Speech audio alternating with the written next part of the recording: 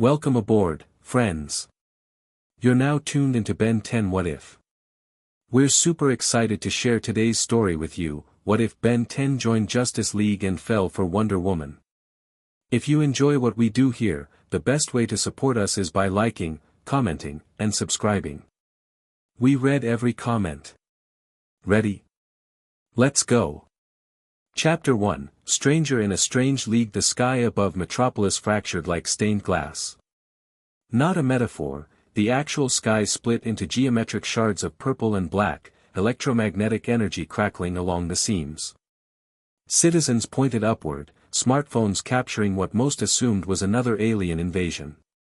They weren't entirely wrong. Ben Tennyson tumbled through reality with the grace of a brick, arms pinwheeling as he plummeted toward the gleaming spires of a city that was definitely not Bellwood. Wind rushed past his ears, drowning out his own creative string of curses. 23 years old and still falling through portals, some things never changed. Going hero, he shouted to nobody in particular, slapping the familiar weight of the Omnitrix on his wrist. Green light engulfed him as his DNA rewrote itself. Muscles expanded, skin hardening into a diamond-like crystalline structure. Diamondhead's crystalline body glinted in the sunlight as he angled himself toward the nearest skyscraper. He extended his arms, crystal shards erupting from his fingertips to embed in the building's facade. His descent slowed with a screech of friction, leaving a jagged trail down the glass exterior before he launched himself onto a rooftop. "Not my smoothest landing," Diamondhead muttered, his crystalline form shimmering as he reverted back to human. Ben brushed dust from his jacket, still the same green-trimmed white jacket he'd worn since college, now bearing the battle scars of too many interdimensional incidents. "Okay, Tennyson, figure out where you are, then figure out how to get back." The Omnitrix beeped softly on his wrist, still recharging after the transformation. Its green hourglass symbol pulsed steadily, seemingly unaffected by whatever dimensional hiccup had dropped him here.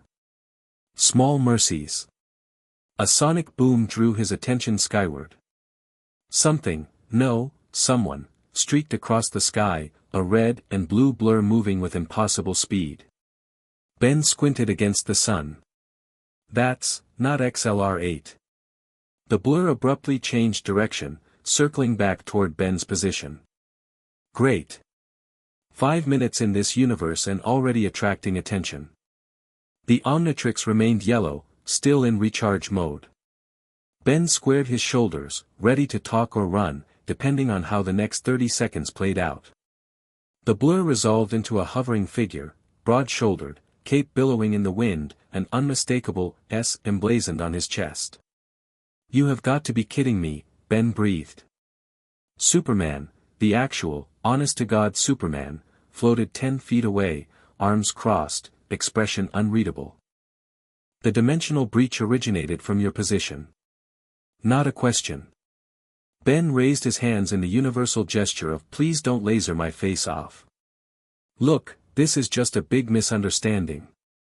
I'm not supposed to be here. That much we agree on." Superman's eyes flicked to the Omnitrix. "That device is emanating unusual energy signatures.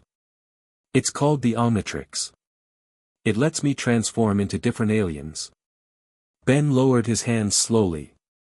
"I'm Ben Tennyson. Where I come from, I'm a hero too." Superman's expression didn't change, but something shifted in his posture. "You arrived simultaneously with a dimensional fracture that's currently tearing across 3 states. Coincidence? Probably not," Ben admitted. "But I didn't cause it. I was tracking an energy anomaly back in my universe when the air rippled between them as another figure materialized, a green-skinned humanoid in a blue cape." "John," Superman acknowledged. The Martian Manhunter studied Ben with glowing red eyes. "His mind pattern is unusual. But I sense no deception. He believes himself to be a hero." "I don't just believe it," Ben said, bristling slightly. "Back home, I've saved the universe. Multiple times." "Nevertheless," Superman said, "we need to understand what's happening. The League is responding to dimensional incursions across the globe. If you're connected, I want to help, Ben interrupted. Whatever's happening, it affected my universe too. That's what I was investigating when I got pulled through. A new voice joined the conversation, female, accented, commanding. Then you will help by answering our questions. Ben turned to find Wonder Woman landing gracefully on the rooftop, golden lasso gleaming at her hip. His brain short-circuited momentarily. The Princess of Themyscira was even more impressive in person, taller than he'd imagined, with an aura of power that made the air seem to bend around her. Wonder Woman, he said, unable to keep the awe from his voice. She regarded him coolly. You know who I am. Everyone knows who you are. Where I'm from, you're. He hesitated. You're fictional characters. Comics, movies, cartoons. That got a reaction. Superman and Wonder Woman exchanged glances while John's eyes narrowed. The multiverse theory, Superman said. Infinite universes with infinite variations. Including worlds where our lives are entertainment, Wonder Woman concluded, looking distinctly uncomfortable with the concept. Ben shrugged apologetically. If it helps, I've been a cartoon character in other universes too. It's weird the first time. The Omnitrix chose that moment to beep loudly, the faceplate shifting from yellow to green. 3 sets of eyes locked onto the device with varying degrees of suspicion. It's just finished recharging, Ben explained. I can transform again if needed. Wonder Woman's hand drifted to her lasso. Transform into what, exactly? Different alien species. I've got about 10,000 DNA samples stored in here. He tapped the Omnitrix. Been using it to help people since I was 10. 10,000 potential forms, John observed. A shapeshifter of unprecedented ability. Superman's expression hardened. Given recent events with shapeshifters infiltrating our ranks, you understand our caution. Ben hadn't considered that angle. Look, I get the suspicion. New guy falls out of the sky, claims to be a hero, can turn into anything, I'd be suspicious too. But right now, there's something tearing holes between our universes, and I'm betting neither of us wants that to continue. A new dimensional fracture split the air above them as if punctuating his point. This one was larger, a jagged wound in reality that pulsed with sickly energy. That's not good, Ben muttered. Superman pressed a finger to his ear. Watchtower, we need a team at my location immediately. The breach is expanding. He turned to Ben. If you're genuine about helping, always am. Then you'll come with us to the Watchtower. Our analysts need all available information. Ben nodded. Whatever you need. But fair warning, I'm not great at the science stuff. That was always Gwen's department. Gwen? Wonder Woman asked. My cousin. She's the brains of the operation back home. A pang of worry hit him. Were they looking for him? Did time even flow the same between universes? A blue portal materialized on the rooftop, different from the chaotic fracture above, this one perfectly circular and stable. Our transport, Superman explained. The Watchtower is in orbit. Ben whistled. Nice. We just use teleporter pods or my cousin's magic. Magic? Wonder Woman's interest seemed piqued. She's part Anodite, energy beings from my universe. Manipulates mana, casts spells, the works. He smiled, stepping toward the portal. Sounds like we've got a lot to talk about. Indeed, Wonder Woman said, though her tone suggested interrogation more than conversation. Ben stepped through the portal and into the most advanced space station he'd ever seen. Curved windows revealed Earth below, a blue-white marble suspended in darkness. League members moved with purpose across the command center, monitoring screens displaying global hotspots where reality itself seemed to be unraveling. Whoa, Ben breathed. And I thought Plumber HQ was impressive. Plumber? A man in a Batman costume materialized beside him, seemingly from nowhere. Ben managed not to jump. Mostly. Intergalactic Peacekeepers where I'm from. I'm an honorary member. Batman's eyes narrowed behind his cowl. Superman briefed me on your arrival. Of course he did, Ben muttered. Super hearing, right? The Dark Knight didn't acknowledge the question, instead turning to Wonder Woman. Diana, I want you to oversee our guest. Your lasso may be necessary if his story changes. Wonder Woman nodded, one hand resting on the golden cord at her hip. I will learn the truth of his intentions. Hey, standing right here, Ben protested. And I already told you, I'm here to help.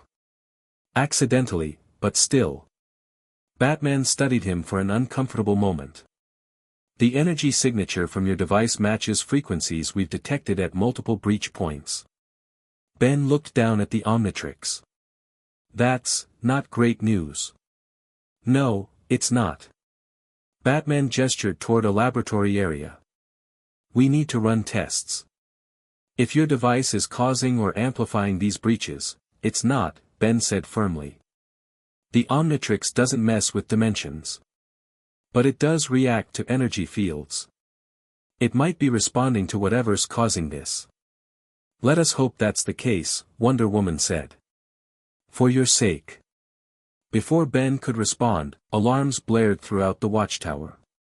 Screens flickered to a new location, Central City, where a massive breach had opened above the downtown area. Creatures poured through, not aliens, but something else. They moved like living shadows with too many limbs and eyes that glowed with the same purple energy as the breach. Interdimensional parasites, Batman stated. They're feeding on the energy released by the breaches. Ben stepped forward, studying the footage. I've fought something like these before.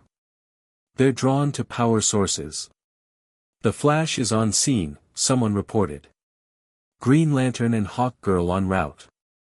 On screen, a red blur zipped between the creatures, evacuating civilians.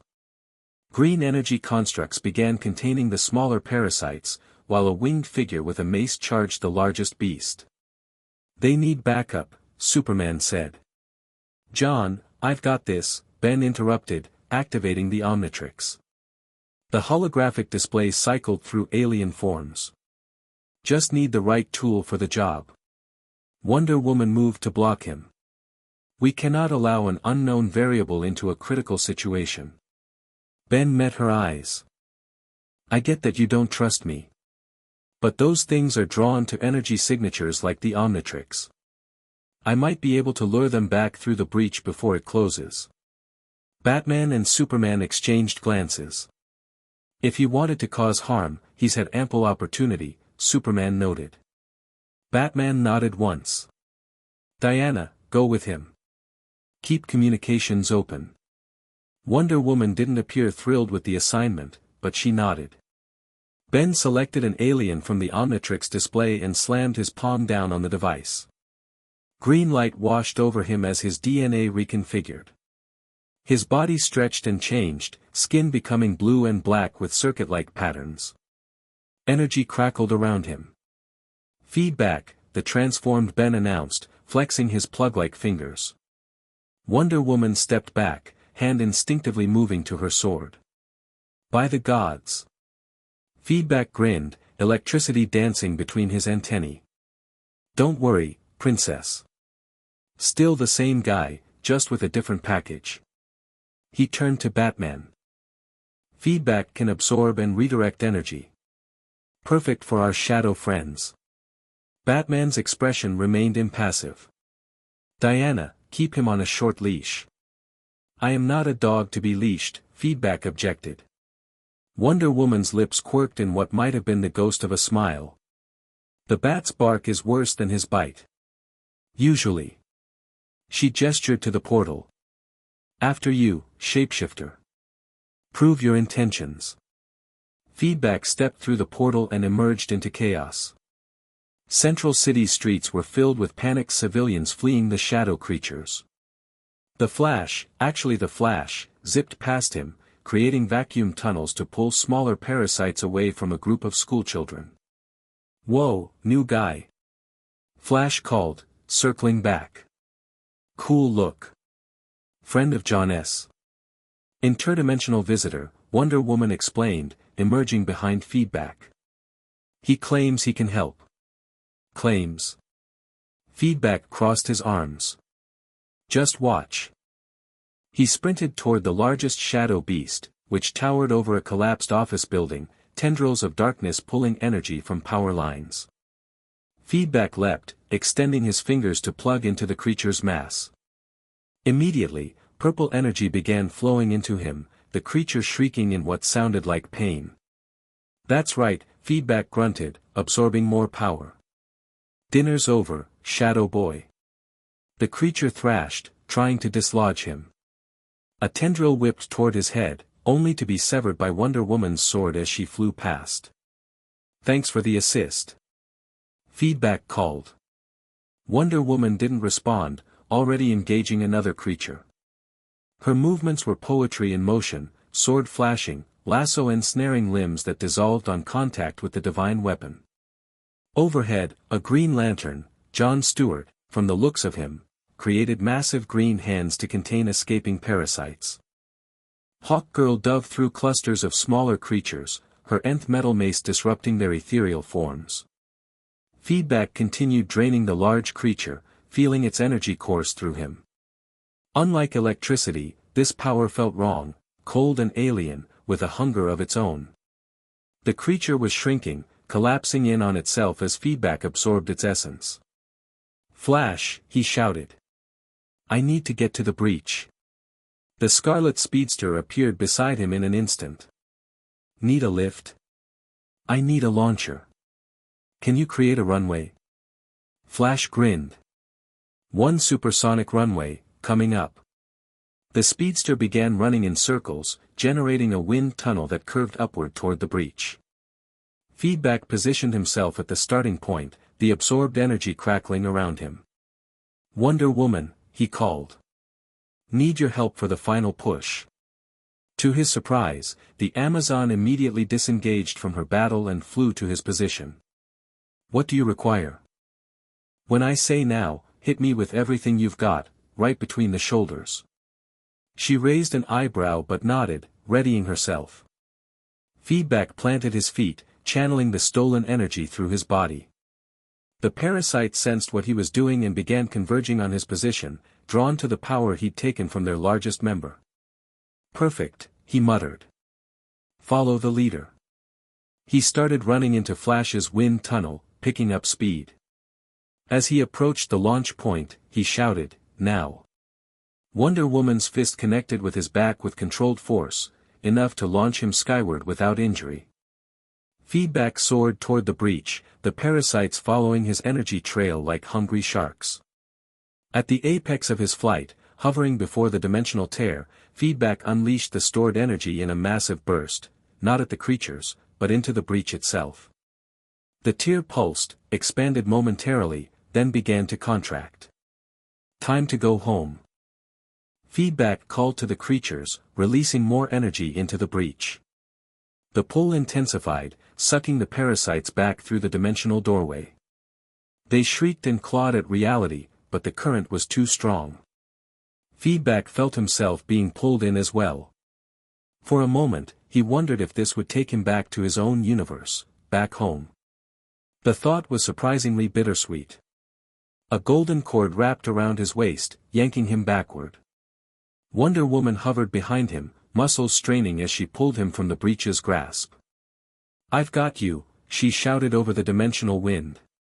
The breach collapsed with a thunderclap, the last parasite vanishing into its depths.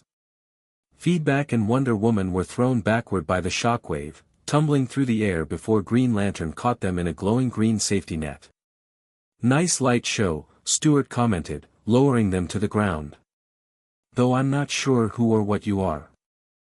Feedback tapped the Omnitrix symbol on his chest, transforming back to human in a flash of green light. The assembled heroes stared as Ben Tennyson stood where the alien had been. Thanks for the save, Ben said to Wonder Woman, who was studying him with newfound curiosity. Your strategy was effective, she acknowledged. If somewhat reckless.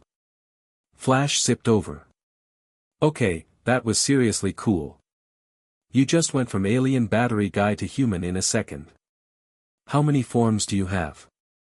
Around 10,000, though I've only used a few dozen regularly, Ben replied, checking the Omnitrix. Still green, no recharge needed this time. 10,000. Flash whistled. And here I thought Plastic Man was versatile. We should return to the watchtower, Wonder Woman said, all business again. This breach is closed, but there will be others. Ben nodded, the adrenaline fading. That wasn't a normal dimensional incursion. Something, or someone, is purposely weakening the barriers between universes. Wonder Woman's eyes narrowed. You sound certain. I've dealt with my share of dimensional conquerors. This has all the hallmarks of intelligent design.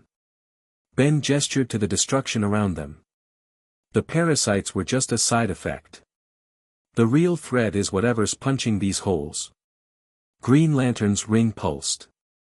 Watchtower confirms your theory. Similar breaches are opening worldwide, following a pattern. Pattern? Ben asked. They're forming a grid, Wonder Woman explained. Like coordinate points on a map. Ben frowned. Or calibration markers. Someone's taking measurements. For what purpose?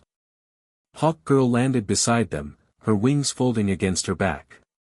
To find something, Ben suggested. Or to create a door big enough for something to come through. Flash groaned.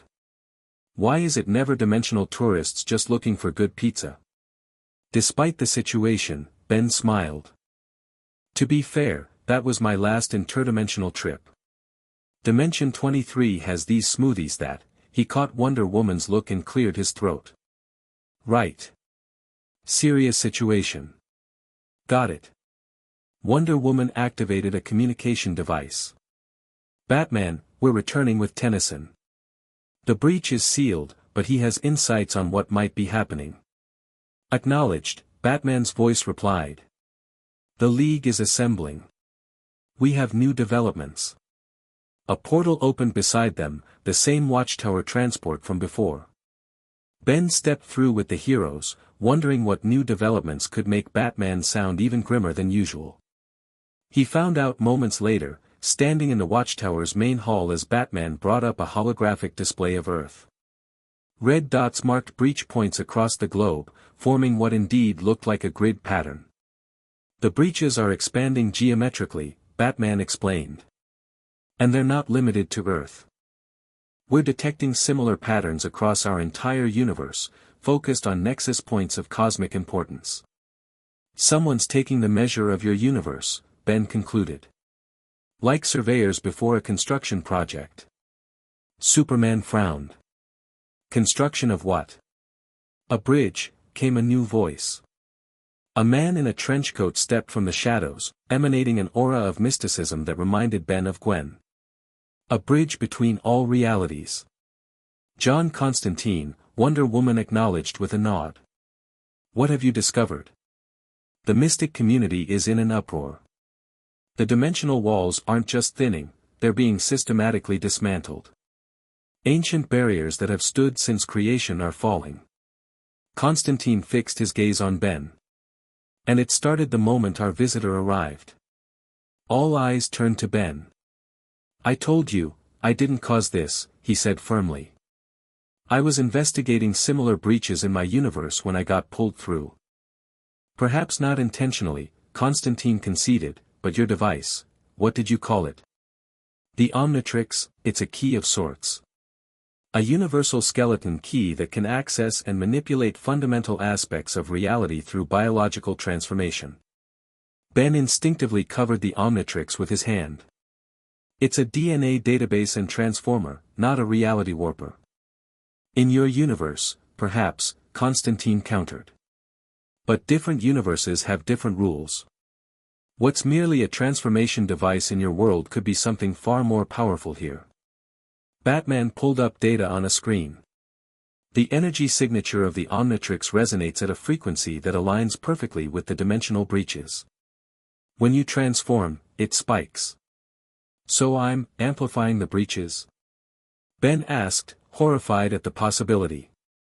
Not you specifically, Batman said. But something is using the Omnitrix's energy signature as a template, a blueprint for breaking down universal barriers. Which means someone deliberately brought you here, Wonder Woman concluded. Someone who needed your device to complete their work. Ben's mind raced. Azimuth, the creator of the Omnitrix, he always said it was more than just a transformation tool. That its true purpose was bigger. Preservation of all sentient life, John said quietly, clearly having picked up surface thoughts from Ben. A noble purpose. But if someone's using it to break down dimensional barriers. Ben trailed off. Then every universe could collapse into a singular point, Constantine finished. Everything that is, was, or could be, compressed into one reality under someone's control. The implications were staggering. Ben felt the weight of responsibility settle on his shoulders, heavier than it had been since he was a teenager saving the universe from Vilgax. We need to find whoever's behind this, he said firmly. And I'm betting they're still pulling on the Omnitrix somehow.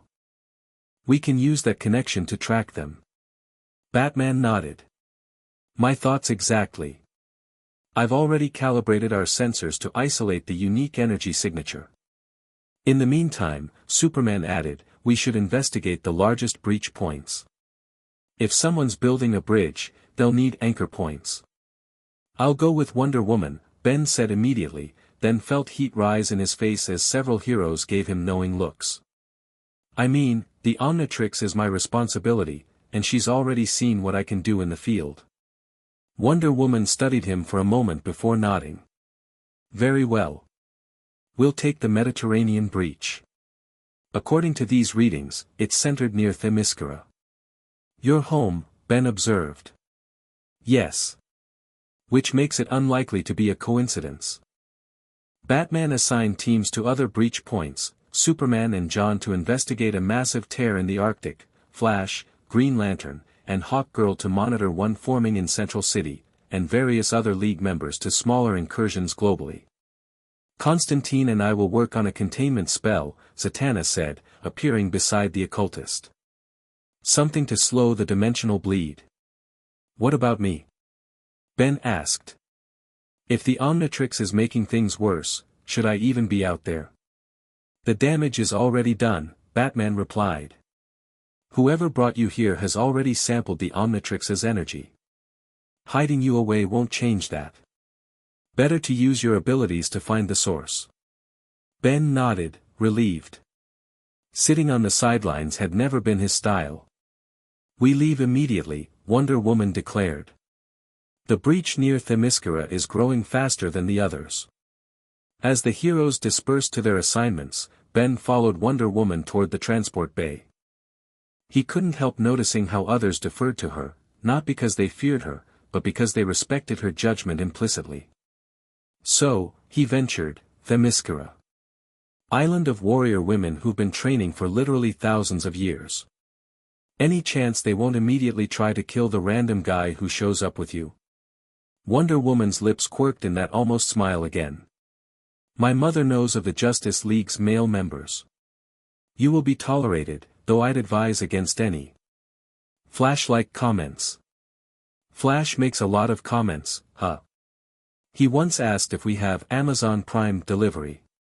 Ben snorted despite himself. Okay, that's pretty funny. Artemis nearly put an arrow through his foot. Less funny. They reached the Javelin Bay, where a sleek aircraft waited. Wonder Woman gestured for Ben to board first. I assume you don't fly? She asked. Not as a human, Ben replied. But I've got about 15 different aliens who can. My favorite's Big Chill, intangible moth-like creature that breathes ice. Wonder Woman raised an eyebrow as she took the pilot's seat. Your transformations are quite diverse. That's the point. The right alien for the right situation. Ben strapped himself in. Though sometimes the Omnitrix decides what right means on its own. It has a weird sense of humor. A device with a sense of humor. More like, a will of its own. It's hard to explain. Ben watched as Wonder Woman's hands moved confidently over the controls. So, be honest, how much do you guys actually trust me right now? Scale of 1 to 10.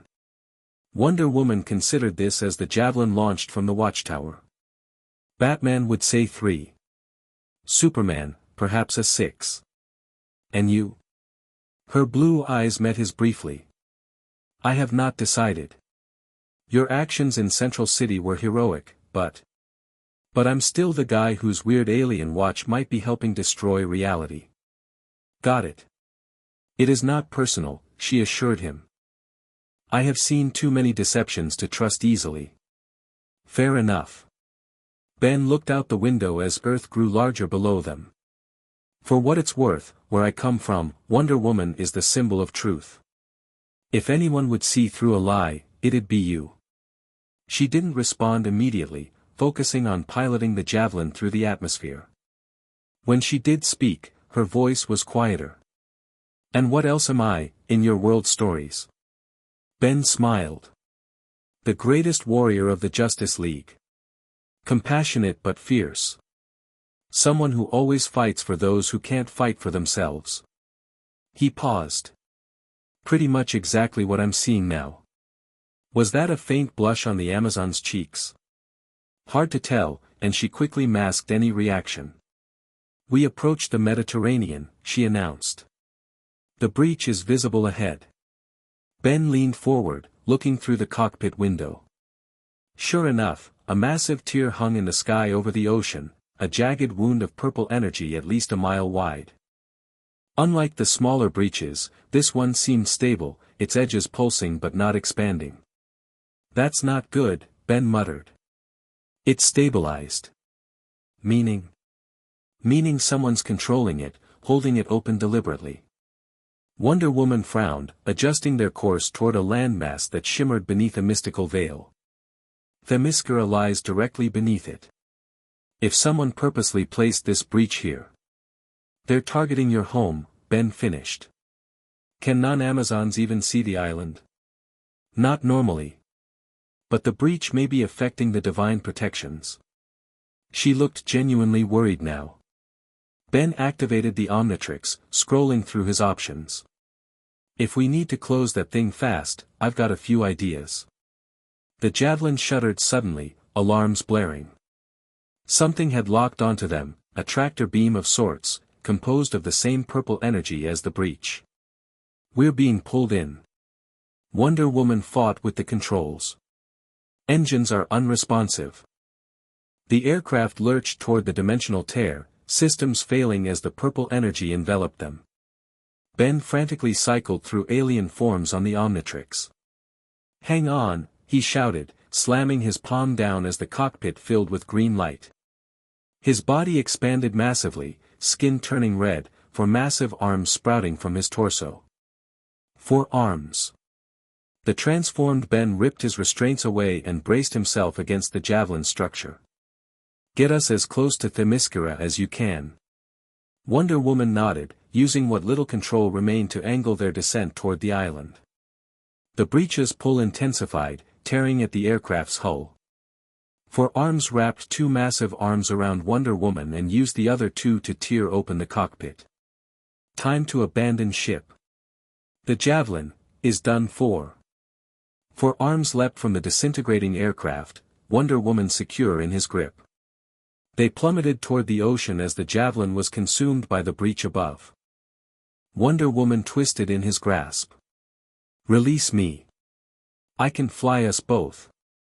4 arms let go immediately, and Wonder Woman caught him under the arms, their descent slowing as she flew them toward the shimmering barrier around Themyscira. We need to warn the Amazons, she said, eyes fixed on her home. If the breach is targeting the island, they must prepare.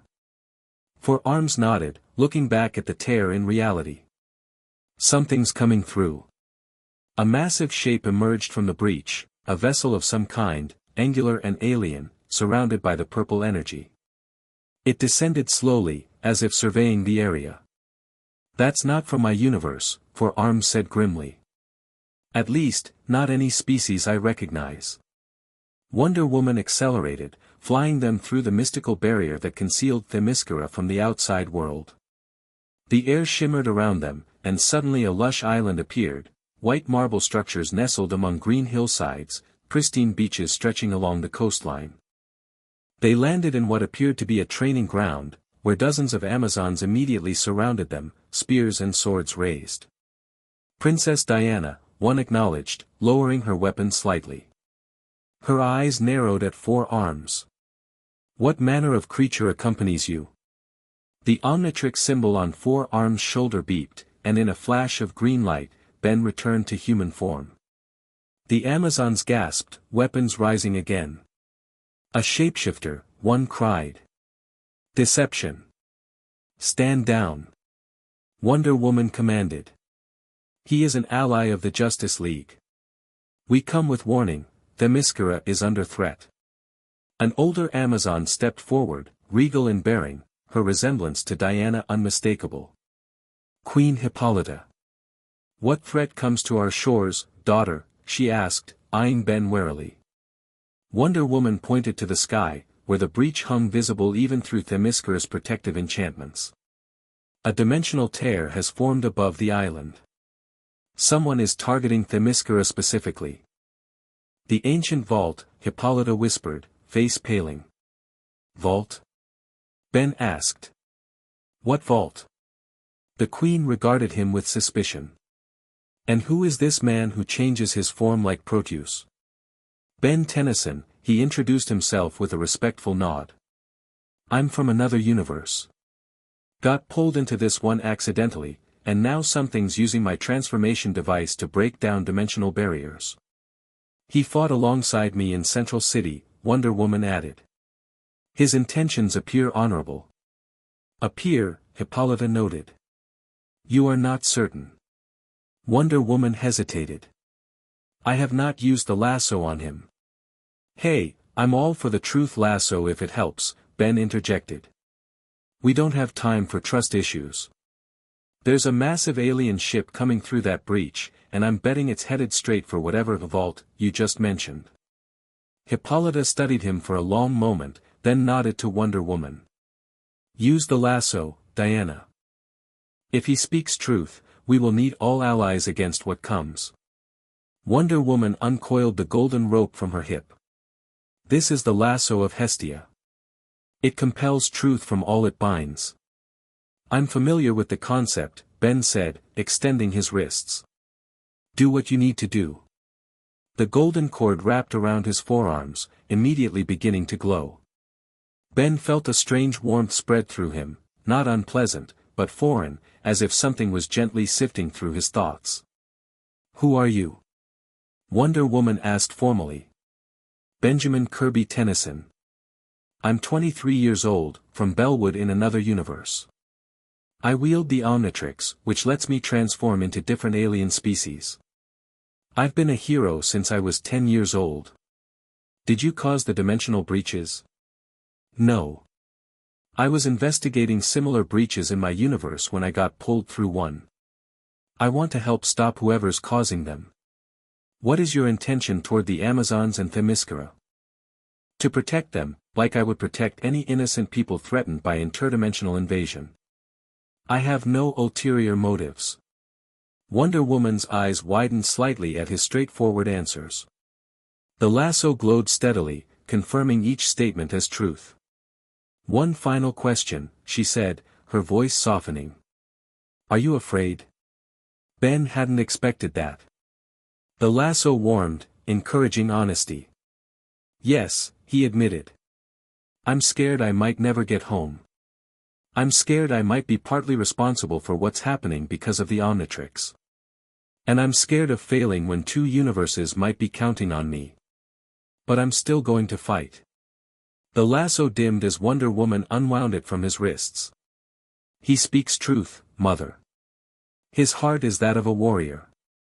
Hippolyta nodded, seeming satisfied. Then we welcome your aid, Ben Tennyson. Diana, bring him to the vault. He should understand what we face. An explosion rocked the island before they could move. The alien vessel had broken through the mystical barrier and was descending toward the far side of Themyscira, where a mountain rose from the landscape. The vault! Hippolyta cried. Amazons, to arms! Protect the Seal of Worlds! Wonder Woman turned to Ben. Can you fly in any of your forms? Ben was already activating the Omnitrix. Way ahead of you. Green light engulfed him as his body transformed, skin becoming blue and black, large moth-like wings sprouting from his back. Big Chill, he announced in a raspy voice. Wonder Woman nodded approvingly. Follow me.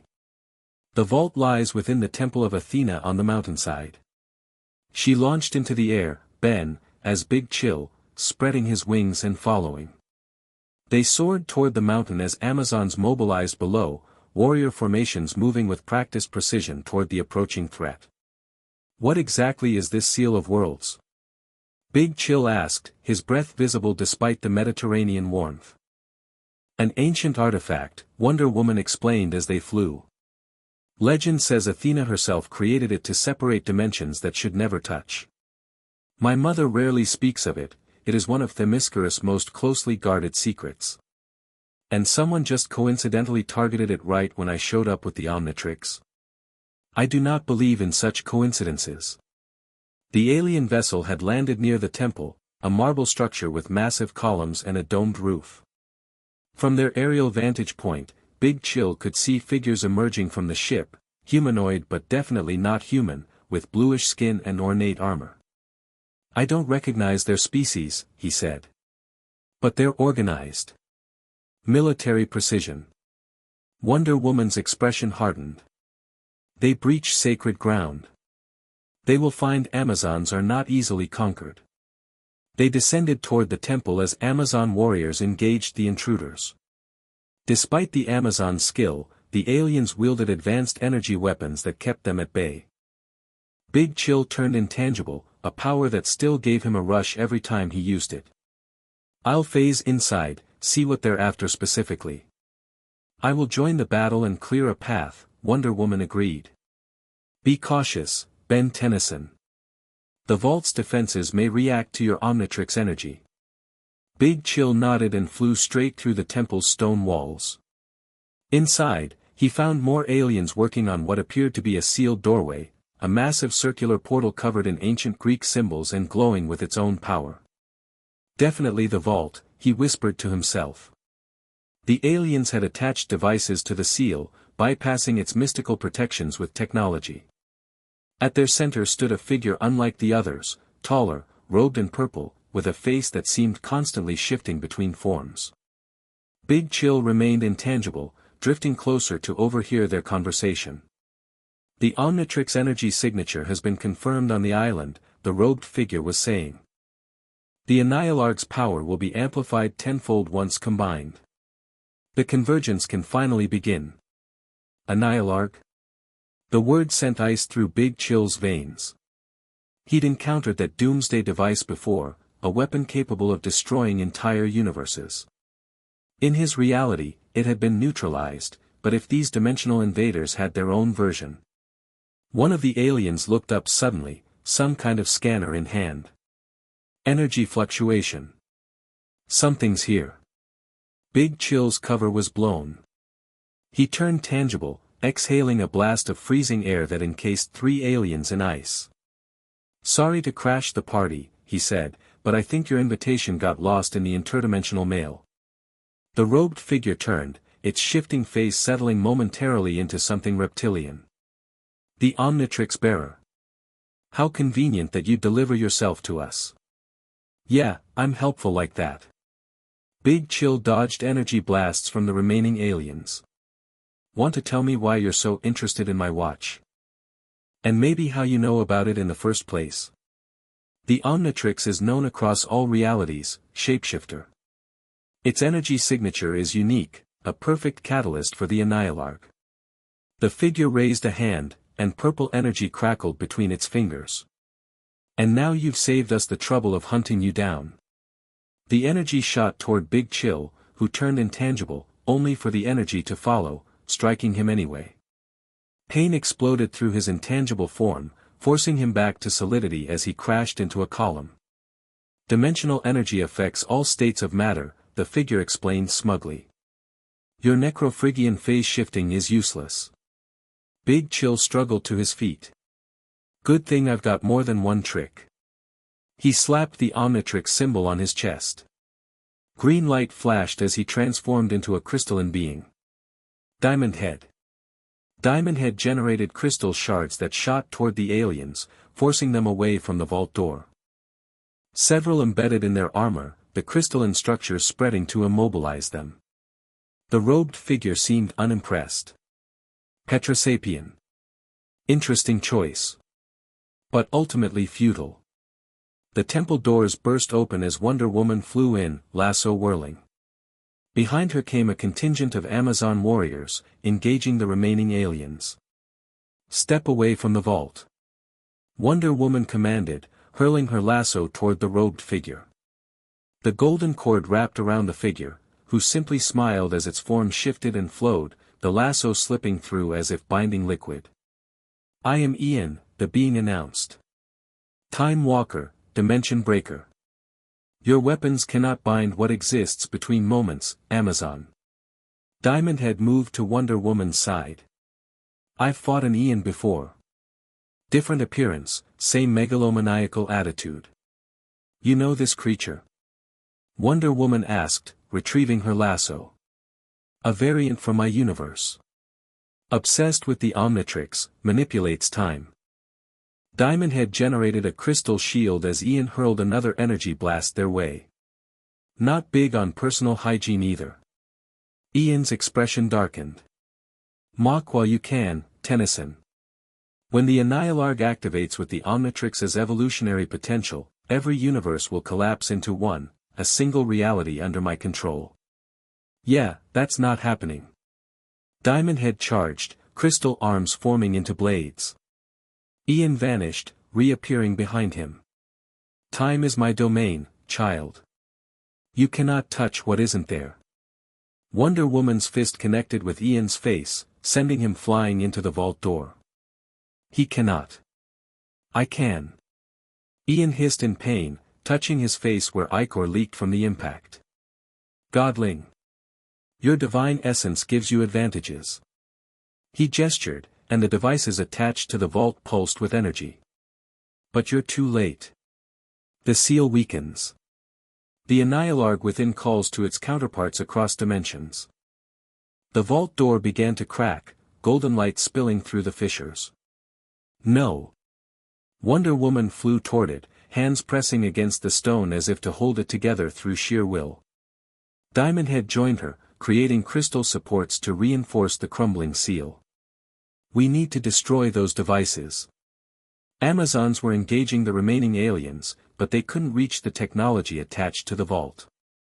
Ian stood before it, temporal energy creating a barrier around the critical area.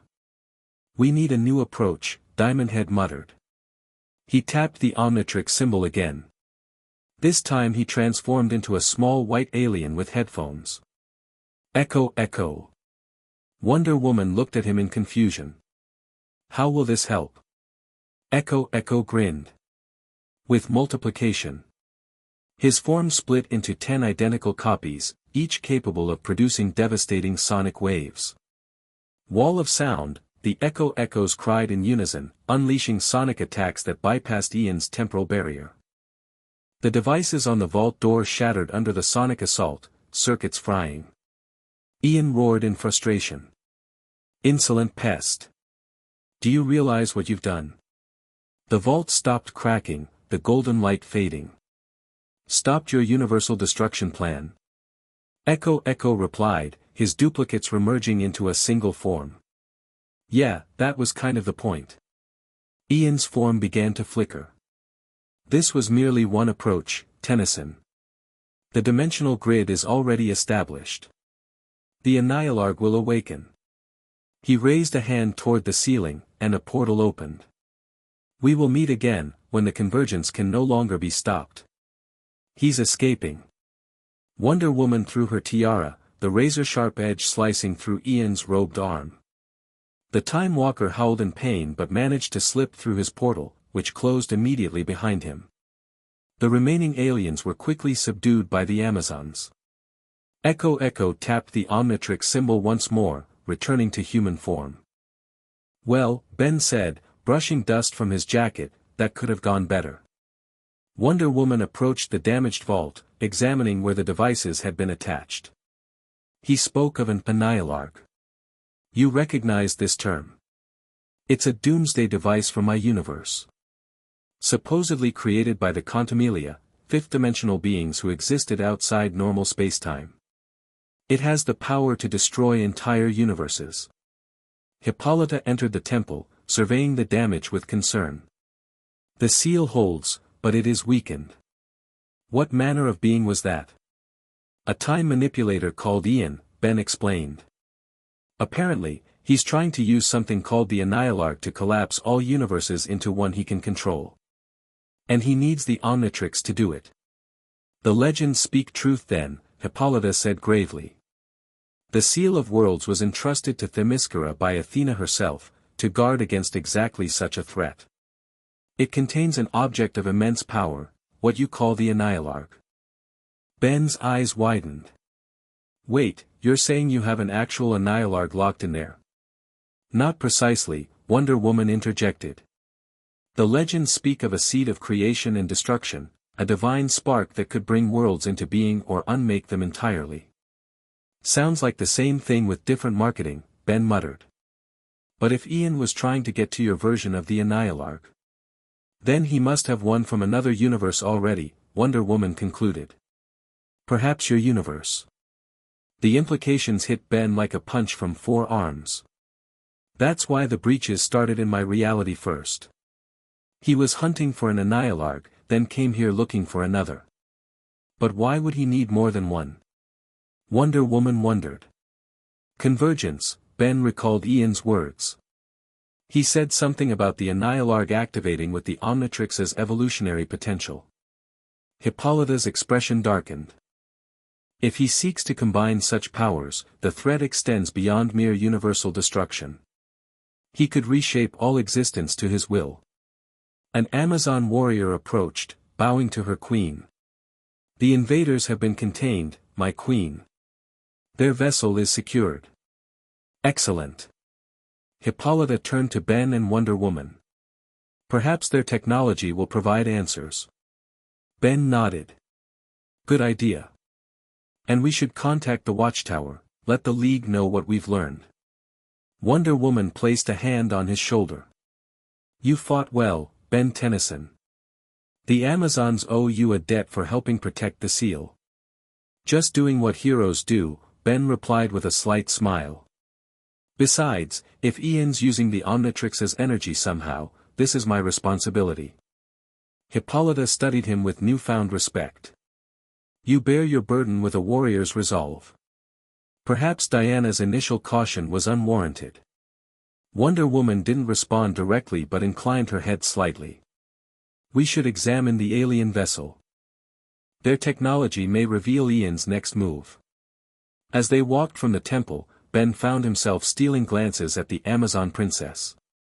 Despite the dire situation, he couldn't help feeling a growing admiration for her, not just for her incredible power, but for the wisdom and compassion that tempered it. "So," he ventured, "on a scale of 1 to 10 now?" Wonder Woman glanced at him, puzzlement furrowing her brow before understanding dawned. A small smile played at her lips. "Perhaps a 7, she admitted. "Though there remains much to prove, Ben Tennyson." "I can work with 7, he replied, grinning. "By the time this is over, I'll get that up to at least a 9. "Confident, aren't you?" "Hey, saving multiple universes tends to make a good impression. It's kind of my specialty." For the first time since they'd met, Wonder Woman laughed, a warm, genuine sound that made Ben's heart skip a beat. "Then let us hope your specialty serves us well," she said. "For I fear we have only glimpsed the beginning of Ian's plans." As they approached the alien vessel, Ben couldn't shake the feeling that she was right. The real battle was just beginning, and somehow, the Omnitrix, his greatest tool, was at the center of it all. But as he walked alongside Wonder Woman, the legendary Amazon warrior who was rapidly becoming more than just an iconic figure from another universe's fiction, Ben felt something he hadn't expected, a sense of belonging, even in this strange reality. Whatever came next, he wouldn't face it alone. Chapter 2, Gods and Monsters. Alien technology hummed beneath Ben's fingertips as he examined the control panel of the crashed vessel. The interior architecture was unlike anything he'd encountered before, angular surfaces that seemed to shift subtly when viewed from different angles, as if the ship itself existed partially outside normal space. "Recognize anything?" Wonder Woman asked, studying a holographic display that flickered with symbols in no language Ben knew. "Not exactly," he admitted. "But the dimensional tech has similarities to Professor Paradox's work back in my universe." "Professor Paradox?" Ben smiled, remembering his eccentric time-traveling ally. "Time Walker. Good guy, though. Helped me out of more than a few universal catastrophes." His smile faded. "Actually, he and Ian were enemies. Paradox kept Ian in check in my universe. And here, without this paradox, Ian operates unchallenged," Wonder Woman concluded. They'd been examining the vessel for hours while Amazon technicians, surprisingly adept with advanced technology for a society often perceived as ancient, catalogued the alien equipment. Hippolyta had granted them full access, recognizing the threat Ian posed transcended traditional Themysciran isolation. Ben leaned back from the console, rubbing his tired eyes. "I still don't understand why Ian needs multiple Annihilarchs. One is enough to destroy a universe, why collect more?" "Perhaps destruction is not his goal," Wonder Woman suggested, tucking a strand of raven hair behind her ear. The casual gesture struck Ben as oddly endearing, a glimpse of Diana beneath the Wonder Woman mantle. "The devices he attached to the vault," she continued, "seemed designed to extract rather than destroy. My mother believes he's collecting energy signatures, not the artifacts themselves." Ben nodded slowly, the puzzle pieces shifting in his mind. "Like taking fingerprints. Each Annihilarch has a unique energy pattern, specific to its universe of origin. And with the Omnitrix as sample of your universe's pattern, he could potentially create a map between realities." Ben stood abruptly. "We need to contact the Watchtower, see what the other teams have found." Before Wonder Woman could respond, the ship's remaining systems surged to life, displays glowing brighter, a subsonic hum vibrating through the deck plates. "That can't be good," Ben muttered, reaching for the Omnitrix. A holographic projection materialized in the center of the bridge, Ian's shifting face, smiling with cold satisfaction. "How predictable," the Time Walker's voice echoed. "The Omnitrix bearer and the Amazon, following the trail of breadcrumbs I've left behind." Wonder Woman stepped forward, hand instinctively moving to her sword. "You wanted us to find this ship." "Merely an expendable transport," Ian confirmed. "But its dimensional resonator has served its purpose. Even now, it samples the unique signature of Themyscirus' divine barriers." His gaze shifted to Ben. "And the proximity of the Omnitrix accelerates the calibration process beautifully." Ben slammed his palm down on the Omnitrix without hesitation. Green light flooded the chamber as his form changed, muscles expanding into a tiger-like humanoid with massive claws. "Wrath!" the transformed Ben roared. "Let me tell you something, time-walking creep. Wrath doesn't like being used as a battery." Ian's hologram laughed. "Such delightful primitive anger. The apoplexian form suits your current intellectual capacity, Tennyson." Wrath snarled, slashing at the hologram only to pass through it harmlessly. "Wrath will tear your dimensions apart." "Wait, that came out wrong." Wonder Woman placed a restraining hand on Wrath's shoulder. "He's provoking you deliberately, Ben." The hologram's eyes gleamed. "Listen to the Amazon, Tennyson. She understands strategy, at least." Ian's form flickered slightly. "Though neither of you comprehend the true stakes. The convergence is inevitable, the collapse and rebirth of all realities into a singular perfect universe under my guidance. The delusion of every tyrant since time began, Wonder Woman said coldly. None have succeeded. None have possessed what I now do, Ian countered. The dimensional coordinates of every universe wherein a Nihilarg exists, and the unique frequency of the Omnitrix to bind them together. His gaze locked on wrath. Every transformation you undergo strengthens my network, Tennyson. Every alien form broadcasts your position across the multiverse. Wrath's anger faltered, his massive paws lowering. Wait, you're saying each time I use the Omnitrix. You hasten the convergence, Ian confirmed with evident satisfaction. A delicious irony, isn't it? The hero's greatest weapon becomes his greatest liability. Wonder Woman stepped between Wrath and the hologram. If you truly held such advantage, you would not waste time gloating. You face obstacles still.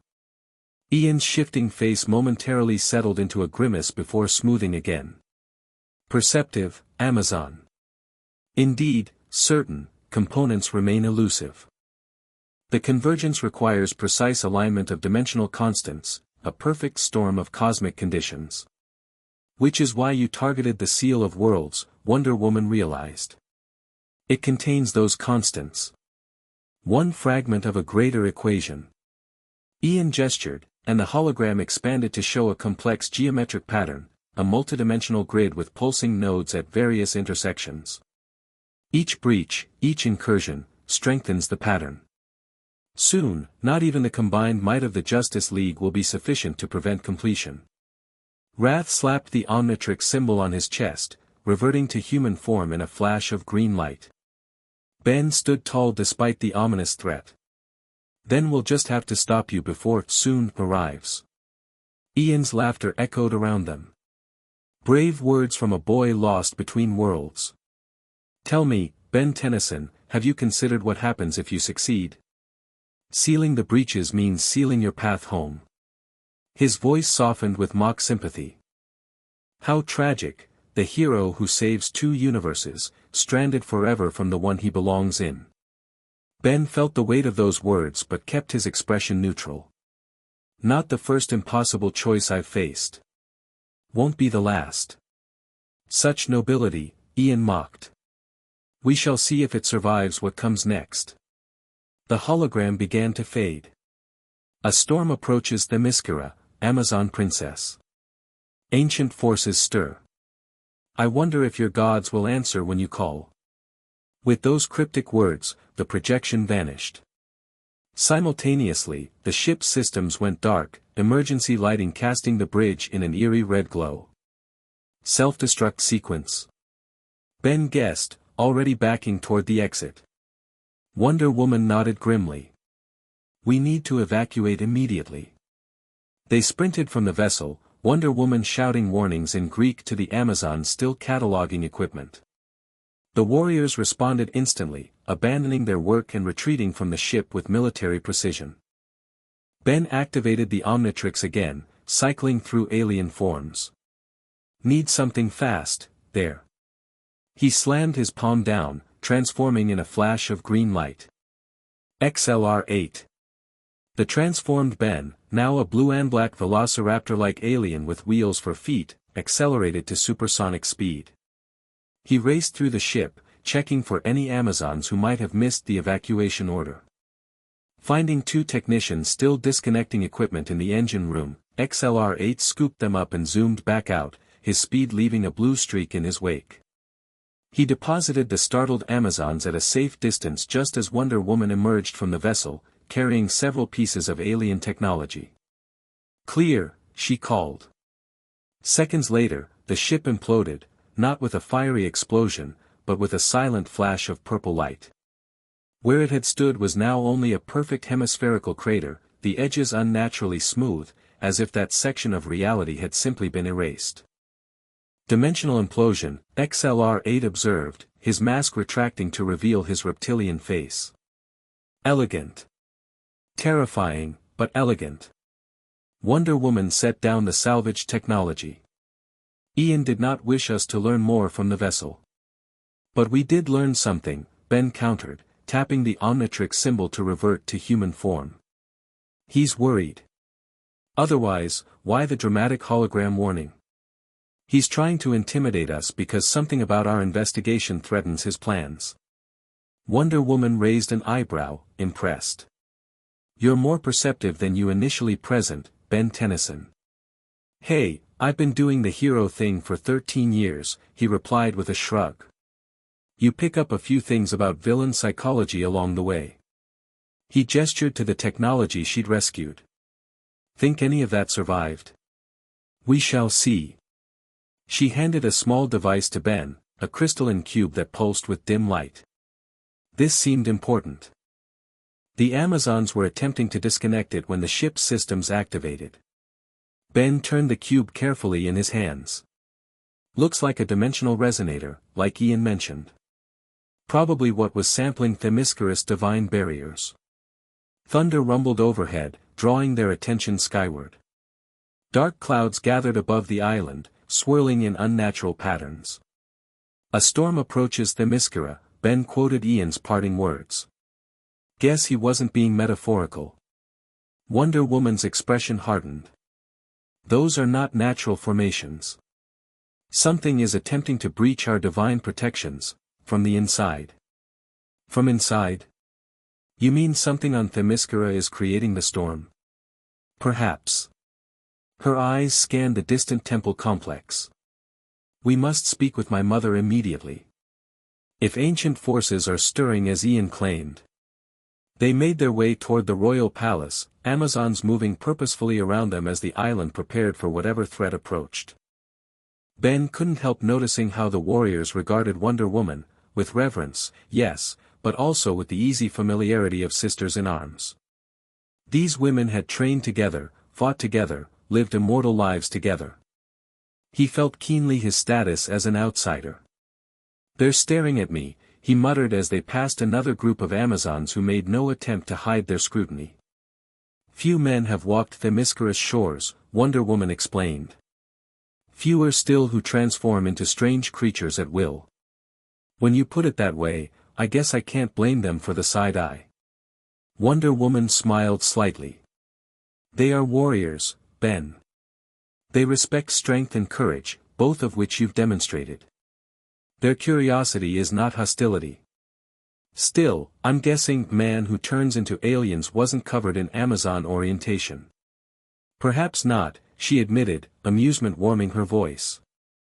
Though you would be surprised what histories our libraries contain.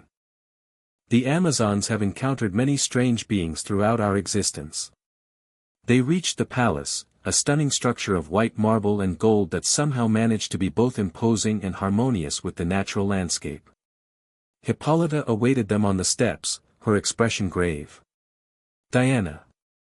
Benjamin Tennyson. The Queen inclined her head slightly. The ship destroyed itself once it served its purpose, Wonder Woman replied. But we learned Ian's intentions, at least in part. He seeks to create what he calls the convergence, the collapse of all universes into one he can control. The hubris of men, Hippolyta said with a weary sigh. Always seeking to bend creation to their will. Ben cleared his throat. With all due respect, Your Majesty, I don't think Ian qualifies as a man in the traditional sense. He's more like a multidimensional entity who happens to present as male. Hippolyta's piercing gaze turned to him. You defend him? What? No. Ben backpedaled quickly. Just saying, his megalomania probably transcends gender politics. Wonder Woman intervened smoothly. Mother, Ben's device, the Omnitrix, is somehow integral to Ian's plan. Each transformation broadcasts energy that strengthens the dimensional breaches. Then he must not use it, Hippolyta concluded. Ben touched the Omnitrix protectively. That might not be an option if things get dangerous. The Omnitrix is my only power. And possibly our greatest liability, the Queen countered. Thunder cracked overhead, closer now. The unnatural storm had concentrated above the palace, clouds churning with internal lightning. Something is wrong in the sanctum, Hippolyta said, her attention shifting to the gathering storm. The divine artifacts are reacting to the dimensional disturbances. Sanctum? Ben questioned. The Amazon's most sacred repository, Wonder Woman explained. Where objects of divine power are kept safe from the world of men. She looked to her mother. Has something been disturbed? Not disturbed, came a new voice, deep and resonant. Awakened. All three turned to find a tall, powerfully built woman in ornate armor standing at the palace entrance. Her red hair was braided in complex patterns, and her eyes held the wisdom of centuries. Artemis, Wonder Woman greeted the newcomer with respect. What awakens in the sanctum? The oracle bones, Artemis replied grimly. They glow with power not seen since the time of myths. They speak of dimensional walls thinning, of ancient pacts broken. Her gaze shifted to Ben. And they speak of a changing one who walks between worlds. All eyes turned to Ben, who shifted uncomfortably. The changing one? I'm guessing that's me. It seems you feature in prophecies beyond your own universe, Benjamin Tennyson, Hippolyta observed. Story of my life, Ben muttered. The oracle bones must be consulted, Artemis insisted. If they have awakened now, their message cannot be ignored. Hippolyta nodded. Prepare the sanctum ritual. She turned to her daughter. Diana, you will accompany Artemis and the shapeshifter to the oracle bones. If they speak of him, perhaps they will reveal more in his presence. And you, mother? Wonder Woman asked. I must organize our defenses. This storm is but a harbinger of what approaches. Hippolyta's gaze lifted to the darkening sky. Themyscira stands at the center of this dimensional conflict. We must be ready for battle. Wonder Woman bowed slightly. As you command. Artemis gestured for them to follow, leading them deeper into the palace complex. Ben fell into step beside Wonder Woman, keeping his voice low. Oracle bones that glow and talk about me. Should I be worried? The bones rarely awaken, she replied quietly. When they do, their prophecies are difficult. Difficult as in hard to interpret, or difficult as in doom and destruction imminent? Both, typically. Great, Ben sighed. At least it's consistent with my usual luck. They descended a spiraling staircase that seemed to go much deeper than the visible foundation of the palace should have allowed. The air grew older, heavier with history and magic. Eventually, they reached a circular chamber carved directly from bedrock, illuminated by braziers that burned with flames in impossible colors. In the center of the chamber sat a stone altar, upon which rested a collection of what appeared to be ancient bones, not human, but not any animal Ben recognized either. The bones glowed with a soft blue light that pulsed in an irregular rhythm, almost like a heartbeat. The oracle bones, Artemis announced, her voice hushed with reverence. Given to the first Amazon queen by Athena herself. Ben observed the bones with fascination. What are they from? Doesn't look like any creature I know. They are fragments of beings that existed before this universe took its current form, Wonder Woman explained. Creatures from the primordial chaos that preceded creation. Older than gods, Artemis added. Older than time itself. And they talk? Ben asked skeptically. They reveal truths, Artemis corrected. To those with the wisdom to hear. She approached the altar and began a ritual, speaking in ancient Greek while placing her hands above the glowing bones. Wonder Woman joined her, the two Amazons moving in practiced synchronicity as they prepared whatever ceremony would activate the oracle. Ben hung back, watching with a mixture of curiosity and apprehension. The Omnitrix on his wrist pulsed slightly, its green light seeming to respond to the bone's blue glow. Diana, he called. The Omnitrix is doing something. Wonder Woman glanced over, her brow furrowing. It resonates with the bones. Approach, Ben. Hesitantly, Ben stepped forward until he stood opposite the Amazons across the altar. The bones pulsing intensified, their blue glow matching rhythm with the Omnitrix's green light. The oracle recognizes the changing one, Artemis intoned. It wishes to speak. The blue glow suddenly expanded, enveloping all three of them in luminous energy. Ben felt a strange disconnection, as if his consciousness was being gently separated from his body. Images flashed through his mind, impossible geometries, universes being born and dying in instants, beings of pure energy traversing realities. And through it all, a voice, neither male nor female, neither young nor old, spoke directly into his thoughts. Changing One, bearer of 10,000 faces, hear the truth that spans all worlds. Ben tried to respond but found he couldn't speak. He could only listen as the ancient entity continued. The breaker of time seeks to unite what must remain separate. The walls between worlds were built with purpose, for universes that touch too closely consume one another. What the breaker names convergence is consumption, the devouring of all possibilities into one tyrannical certainty. Images shifted to show Ian standing at the center of a collapsing multiverse, drawing power from multiple Annihilargs while the Omnitrix's energy formed a web connecting everything. The Changing One's power is the key that turns in all locks. Each face you wear opens another door. Each transformation strengthens the breaker's grasp. Yet within this curse lies salvation, for only that which can open all doors can seal them permanently. Ben saw himself in the vision, cycling through alien forms before finally reaching for something new, a transformation he'd never seen before, something that pulsed with the same energy as the Oracle bones. The warrior of truth stands at the crossroads, guardian of thresholds since before memory. Together, Changing One and Truth Warrior must seek what lies beneath the temples of old, the first seal, from which all other seals were born. Wonder Woman appeared in the vision, her lasso glowing not with its usual golden light but with the same blue energy as the bones. She and Ben stood before a massive door covered in symbols from a dozen different mythologies. Beware the moment of choice, Changing One. When worlds hang in the balance, sacrifice will be demanded. What you cherish most will be weighed against what you must save. The vision shifted one final time to show Ben standing between two rapidly closing portals, one leading back to his own universe, his family and friends visible through it, the other showing the Justice League fighting a losing battle against Ian's forces. The path home narrows with each door that closes. Choose wisely, bearer of 10,000 faces. Not all heroes return from their greatest victory. The blue light receded suddenly, snapping Ben back to his physical body. He gasped, stumbling backward and nearly falling before Wonder Woman caught his arm, steadying him. You heard it too?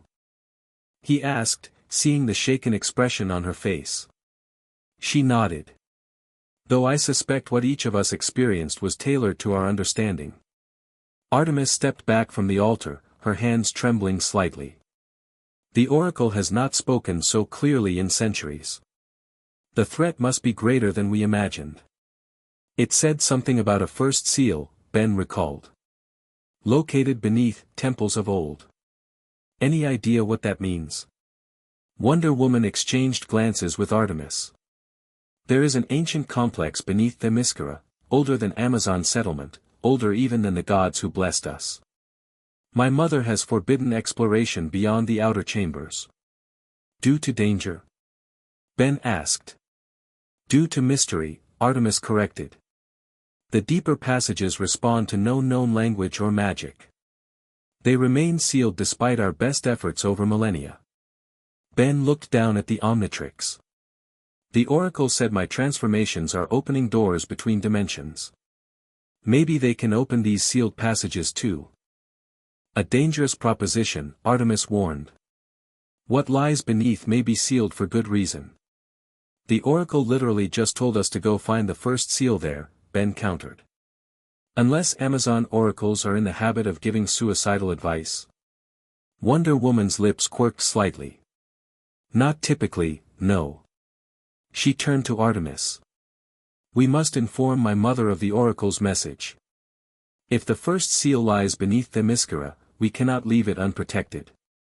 Artemis nodded reluctantly. The Queen will not be pleased, but the Oracle's directive cannot be ignored. She gestured toward the staircase. Return to the surface. I will complete the closing rituals. As they ascended back toward the palace, Ben found himself walking closer to Wonder Woman than strictly necessary. The Oracle's final warning echoed in his mind, not all heroes return from their greatest victory. The Oracle, he began hesitantly. Did it show you, futures? Possibilities? Wonder Woman glanced at him, her blue eyes troubled. It showed many things. Some clear, others obscured. Did it show you something about me having to choose? The words spilled out before he could stop them. Between going home and something else. She slowed her pace, studying him with newfound intensity. You saw a choice between worlds. It wasn't a question. Ben nodded anyway. The Oracle presents possibilities, not certainties, she said gently. What matters is not what choice you may face, but how you prepare your heart for whatever comes. Very philosophical, Ben replied with a weak smile. Not super reassuring though. Wonder Woman surprised him by placing a hand on his shoulder, her touch warm and grounding. I have faced such choices myself, Ben Tennyson. Between Themyscira and man's world. Between duty and desire. The weight of worlds is heavy, but you do not bear it alone. Something in her words, or perhaps the compassion with which she spoke them, eased the knot of anxiety in Ben's chest. He found himself unconsciously leaning into her touch before catching himself and straightening. Thanks, he said simply. That actually does help. The moment was interrupted as they emerged into the palace's main hall to find it transformed into a war room.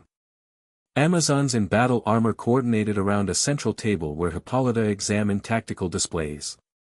Mother, Wonder Woman called, striding forward. The Oracle has spoken. Hippolyta looked up sharply. What message does it bring? Wonder Woman quickly relayed the essence of the vision, emphasizing the first seal and its importance to stopping Ian's convergence. Ben added details from his perspective, describing the warnings about the Omnitrix's role. The subterranean complex, Hippolyta mused when they finished.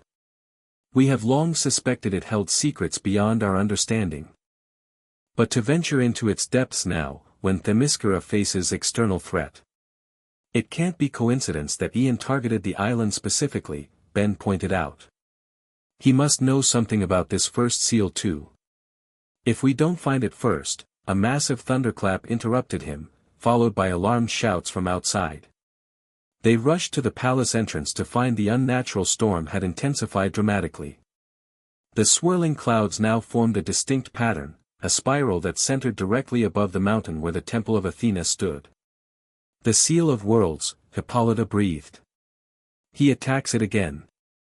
Before anyone could respond, a familiar blue portal opened beside them, a watchtower transport. Batman stepped through, his expression grim even by his standards.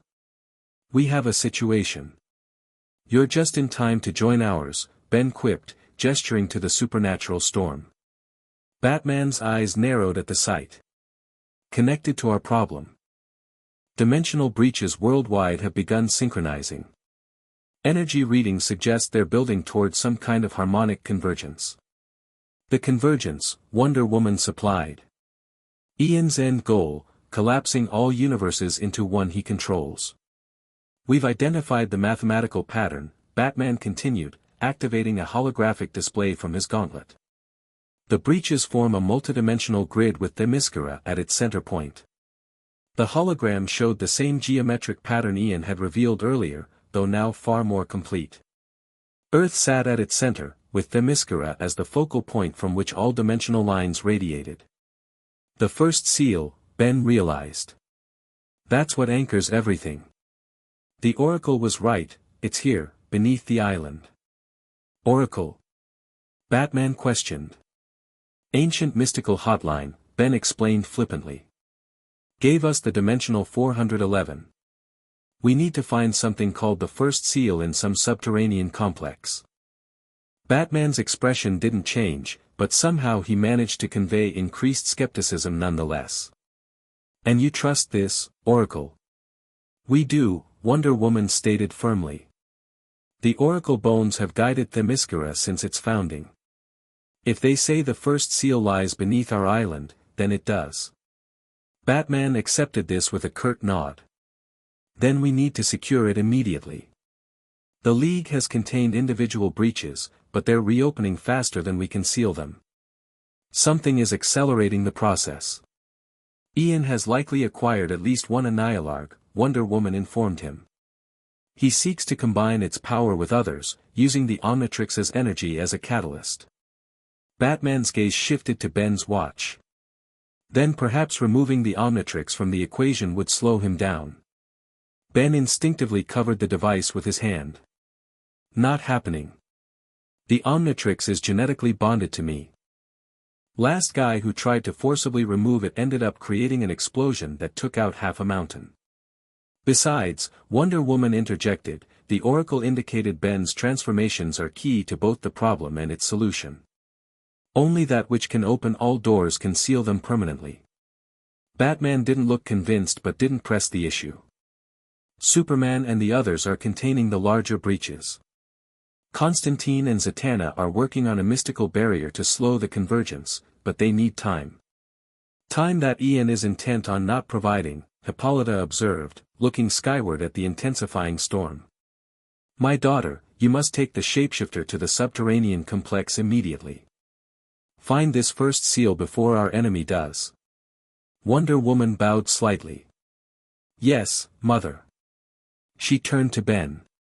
We should hurry. The complex entrance lies near the base of the mountain. I'll coordinate with the League from here, Batman said. Diana, take this. He handed her a small communicator. It's been modified to function through dimensional interference. Check in every 30 minutes. Wonder Woman accepted the device with a nod. And if we lose contact? Then we'll assume the worst and implement the contingency plan. Which is? Ben asked. Batman's expression darkened further. Last resort dimensional cauterization. Zatanna and Dr. Fate believe they can sever the connections between universes completely, including yours, Tennyson. The implication was clear, if they failed, Ben would be permanently stranded in this universe, and his home would be forever beyond reach. All the more reason to succeed, he said with forced lightness. Ready when you are, Diana.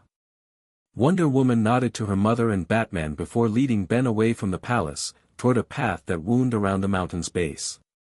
As they departed, Hippolyta called after them. Diana. Remember your training. The old places have their own rules. Their own gods. I will remember, Mother, Wonder Woman replied without turning back. They moved quickly through the island's lush landscape, the path gradually becoming less defined as they approached the mountain. Above them, the supernatural storm continued to build, though it seemed focused on the Temple of Athena rather than their position. Misdirection, Wonder Woman explained when Ben pointed this out. Ian attacks the known seal to distract from his search for the first seal. Clever, Ben admitted. So this subterranean complex, what exactly are we looking for? A doorway carved with symbols from no known civilization. The entrance was discovered centuries ago, but the Amazons have never penetrated more than the first few chambers. Beyond that, the passages are sealed with barriers that resist all attempts to breach them. Sounds like my kind of impossible, Ben grinned. Good thing impossible is what I do best. Wonder Woman glanced at him with something like amusement. Your confidence is either your greatest strength or your most dangerous weakness, Ben Tennyson. Why not both, he suggested. They reached a densely forested area where the mountain's base met the treeline. Wonder Woman pushed aside hanging vines to reveal a narrow fissure in the rock face, barely wide enough for a person to squeeze through sideways. This is it? Ben asked dubiously. The hidden path to hidden knowledge is rarely obvious, she replied, slipping into the crevice with practiced ease. Ben followed, finding the passage tighter than it appeared. Good thing I didn't go 4 arms for this part, he muttered, inching through the narrow gap. The fissure opened suddenly into a much larger space, a cave with a high ceiling, illuminated by an eerie blue bioluminescence that grew along the walls. Ahead, a perfectly circular tunnel led deeper into the mountain, its walls smooth as glass. Not natural, Ben observed. No, Wonder Woman agreed. This was created with purpose, long before Amazons walked these shores. She touched the tunnel wall reverently. The material is unknown, neither stone nor metal nor crystal, yet somehow all three. They proceeded cautiously down the tunnel, which descended at a gentle angle. After several minutes of walking, it opened into a vast chamber that took Ben's breath away. The space was enormous, larger than should have been possible inside the mountain. Columns of the same strange material supported a ceiling that arched hundreds of feet overhead. The floor was inlaid with mosaic-like patterns that seemed to shift subtly when viewed indirectly. At the far end stood an immense door, at least 30 feet high, covered in symbols that appeared to be moving, reorganizing themselves continuously. The first chamber, Wonder Woman said softly. Beyond that door lie the deeper mysteries that no Amazon has witnessed. Ben approached the door, studying the shifting symbols. These look like equations? Mathematical formulas mixed with what might be language. Our scholars believe they represent the foundational principles of reality itself, Wonder Woman explained, joining him. The language of creation, perhaps. The Omnitrix began to pulse again, its green light brightening in proximity to the door. Ben felt a strange resonance, as if the device was responding to something beyond the barrier. I think the Omnitrix recognizes this place, he said. Or whatever's behind this door recognizes it. The Oracle said your transformations open doors between dimensions, Wonder Woman recalled. Perhaps literally in this case. Ben nodded, activating the Omnitrix. Worth a try. Any preference for which alien might work best on ancient interdimensional doors? I defer to your expertise in alien matters, she replied with a slight smile. Ben cycled through his options before settling on one that felt right. Going with gray matter. If this is about mathematical principles of reality, I could use the brainpower. He slammed his palm down on the device, green light engulfing him as his form shrank dramatically. Where Ben had stood was now a tiny gray-skinned alien with an oversized head and large eyes. Gray matter, the diminutive being announced. Now let's see what we're dealing with. Gray matter scurried up the door, his enhanced intelligence immediately beginning to analyze the shifting symbols. Fascinating. These aren't just symbols, they're dynamic quantum algorithms expressing dimensional constants across multiple realities. Wonder Woman approached, watching with curious amusement as the tiny alien darted across the massive door's surface. Can you decipher them? Not decipher exactly, Gray Matter replied, his voice high-pitched but precisely articulated. They're not a static message but a continuous calculation, a program running in real time that maintains separation between dimensional planes. He paused at a particular cluster of symbols. And look here. This sequence corresponds to the exact frequency the Omnitrix uses for transformation energy. Meaning whoever built this door understood the same principles Azimuth used to create the Omnitrix. Gray Matter's excitement was palpable.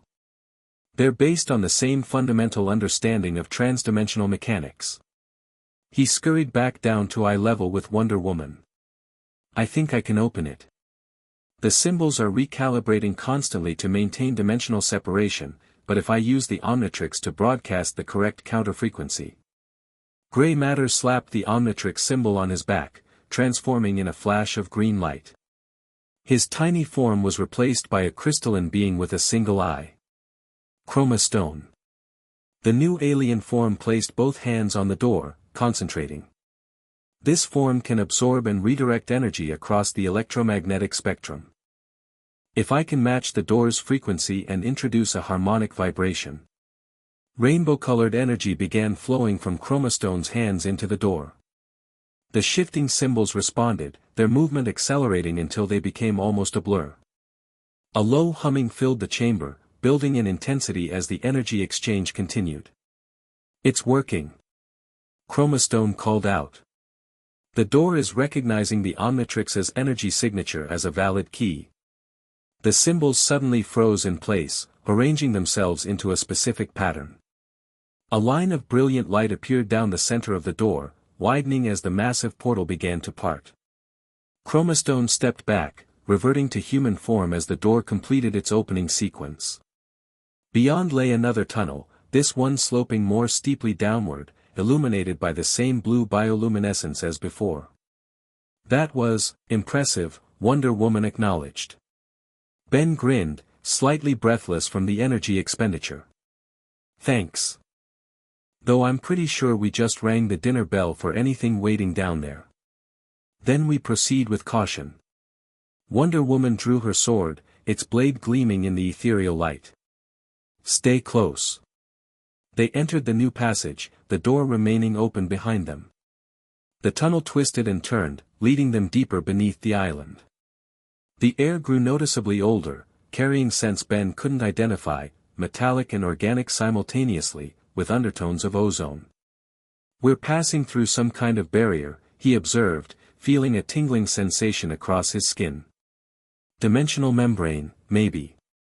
Wonder Woman nodded. I feel it too. The air itself changes. The passage eventually opened into another chamber, smaller than the first but no less awe-inspiring. Here, the walls were covered in what appeared to be star maps, constellations Ben didn't recognize, arranged in impossible configurations. These aren't our stars, Wonder Woman said, studying the patterns. Not from my universe either, Ben added. I think they're maps of the multiverse itself, different realities represented as star systems. At the center of the chamber stood a pedestal of the same strange material as the walls. Atop it rested a small object that defied easy description, a geometric shape that seemed to shift between forms depending on the angle of observation. The first seal. Ben ventured. Wonder Woman approached cautiously. Perhaps. Though smaller than I expected for something of such cosmic importance. Size isn't everything, Ben quipped, then immediately regretted the juvenile joke. I mean, power doesn't always correlate to physical dimensions. If Wonder Woman caught the double entendre, she didn't acknowledge it. Her attention remained fixed on the object. It resonates with divine energy, yet feels older than the gods themselves. Ben joined her beside the pedestal, the Omnitrix once again pulsing in proximity to the artifact. Whatever it is, the Omnitrix definitely recognizes it. Before either could reach for the object, a voice spoke from behind them, familiar and chilling. How convenient. The Amazon and the shapeshifter deliver exactly what I seek. They whirled to find Ian standing in the chamber entrance, his shifting face settled momentarily into a satisfied smile. I must thank you for opening the sealed door, he continued, stepping forward. A task that has eluded me across 17 different universes. Wonder Woman moved instantly, positioning herself between Ian and the pedestal, sword raised. You will not take the seal. Bold words from someone who doesn't understand what she protects. Ian gestured dismissively. That object is not the first seal, Amazon. It is merely the key to the first seal. Ben activated the Omnitrix, cycling through alien forms. Whatever it is, you're not getting it. Again, your confidence would be admirable if it weren't so misplaced. Ian raised a hand, purple energy crackling between his fingers. Do you truly not comprehend the forces you meddle with? The seal is not a physical barrier but a conceptual one, a primordial division between realities established at the dawn of the multiverse. Ben selected an alien and prepared to transform. Thanks for the cosmic history lesson, but I think I'll stick with stopping you regardless. Your transformations only strengthen my connection to this place, Ian reminded him. Every alien form broadcasts across the dimensional grid, hastening the convergence.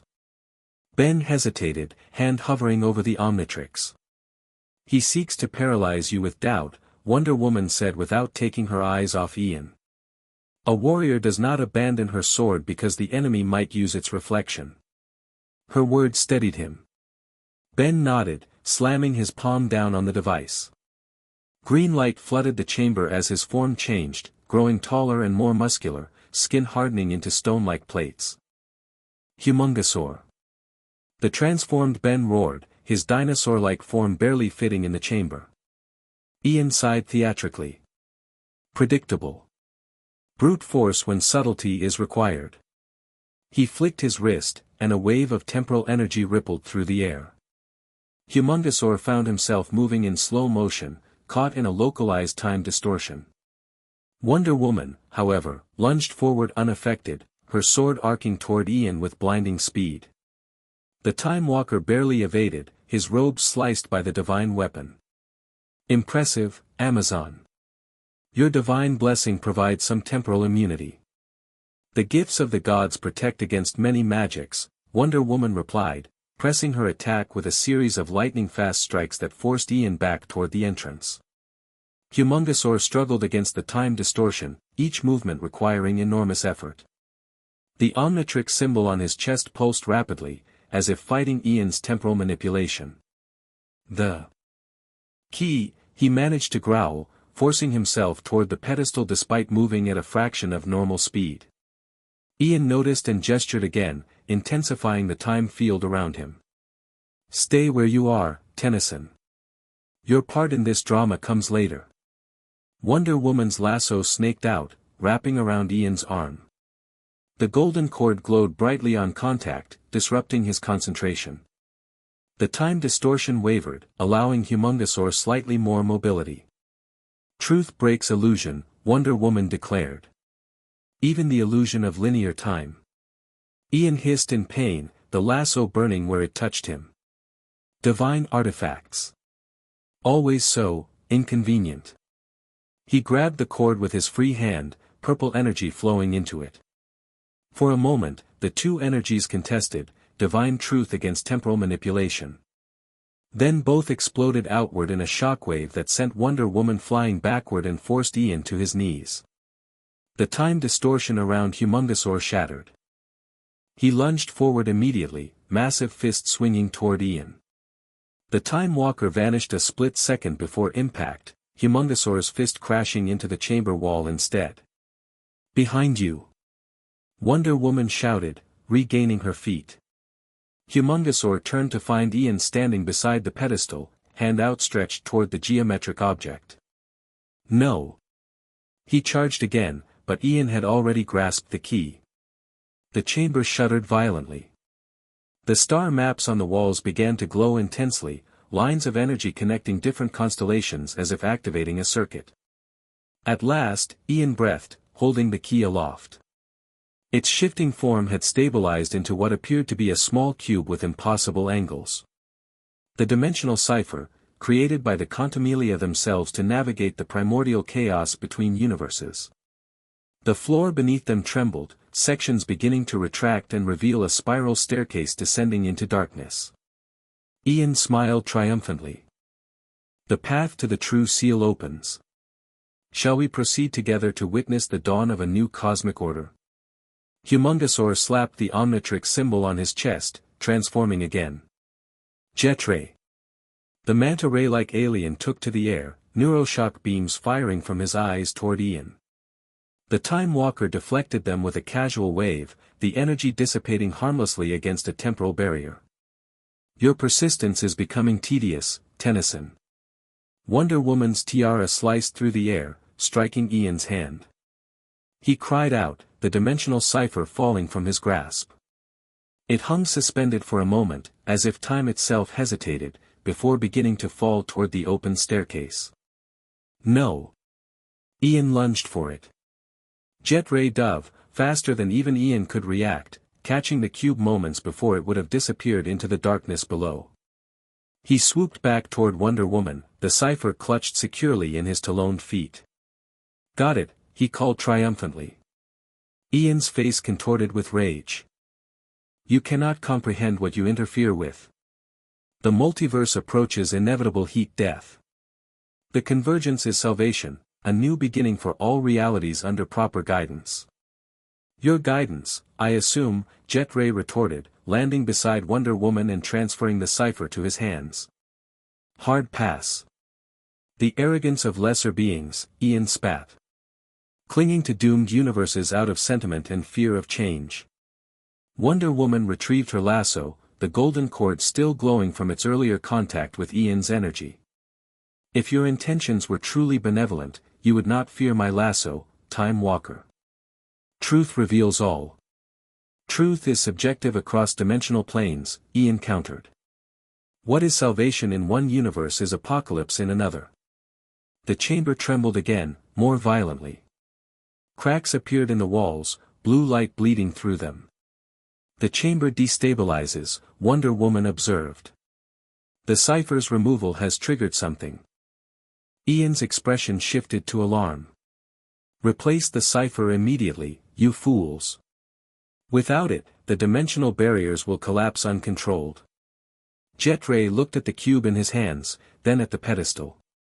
How do I know this isn't another trick? Because if I wanted uncontrolled collapse, I would have simply destroyed the cipher. Ian shouted, genuine fear visible even through his shifting features. I seek convergence, controlled merger, not chaotic annihilation. Wonder Woman's eyes narrowed. He speaks truth in this, at least. The fear is genuine. Jetray hesitated a moment longer before darting to the pedestal, carefully replacing the cipher. Immediately, the tremors subsided. The cube resumed its shifting geometric form, settling back into its original state. Ian released a visible breath of relief. Perhaps you aren't completely beyond reason. Don't mistake self-preservation for agreement, Jetray replied, transforming back to human form with a flash of green light. We still have fundamental differences about the whole, merging all universes under your control, thing. A philosophical disagreement we can resolve later. Ian gestured to the spiral staircase, still exposed in the chamber floor. For now, the true prize awaits below. The first seal itself, the anchor point of all dimensional barriers. Which you intend to break, Wonder Woman stated. Not break, recalibrate, Ian corrected. To allow controlled convergence rather than complete separation. Ben moved to block the staircase. Still not happening. Your opposition is becoming tiresome, Tennyson. Ian sighed.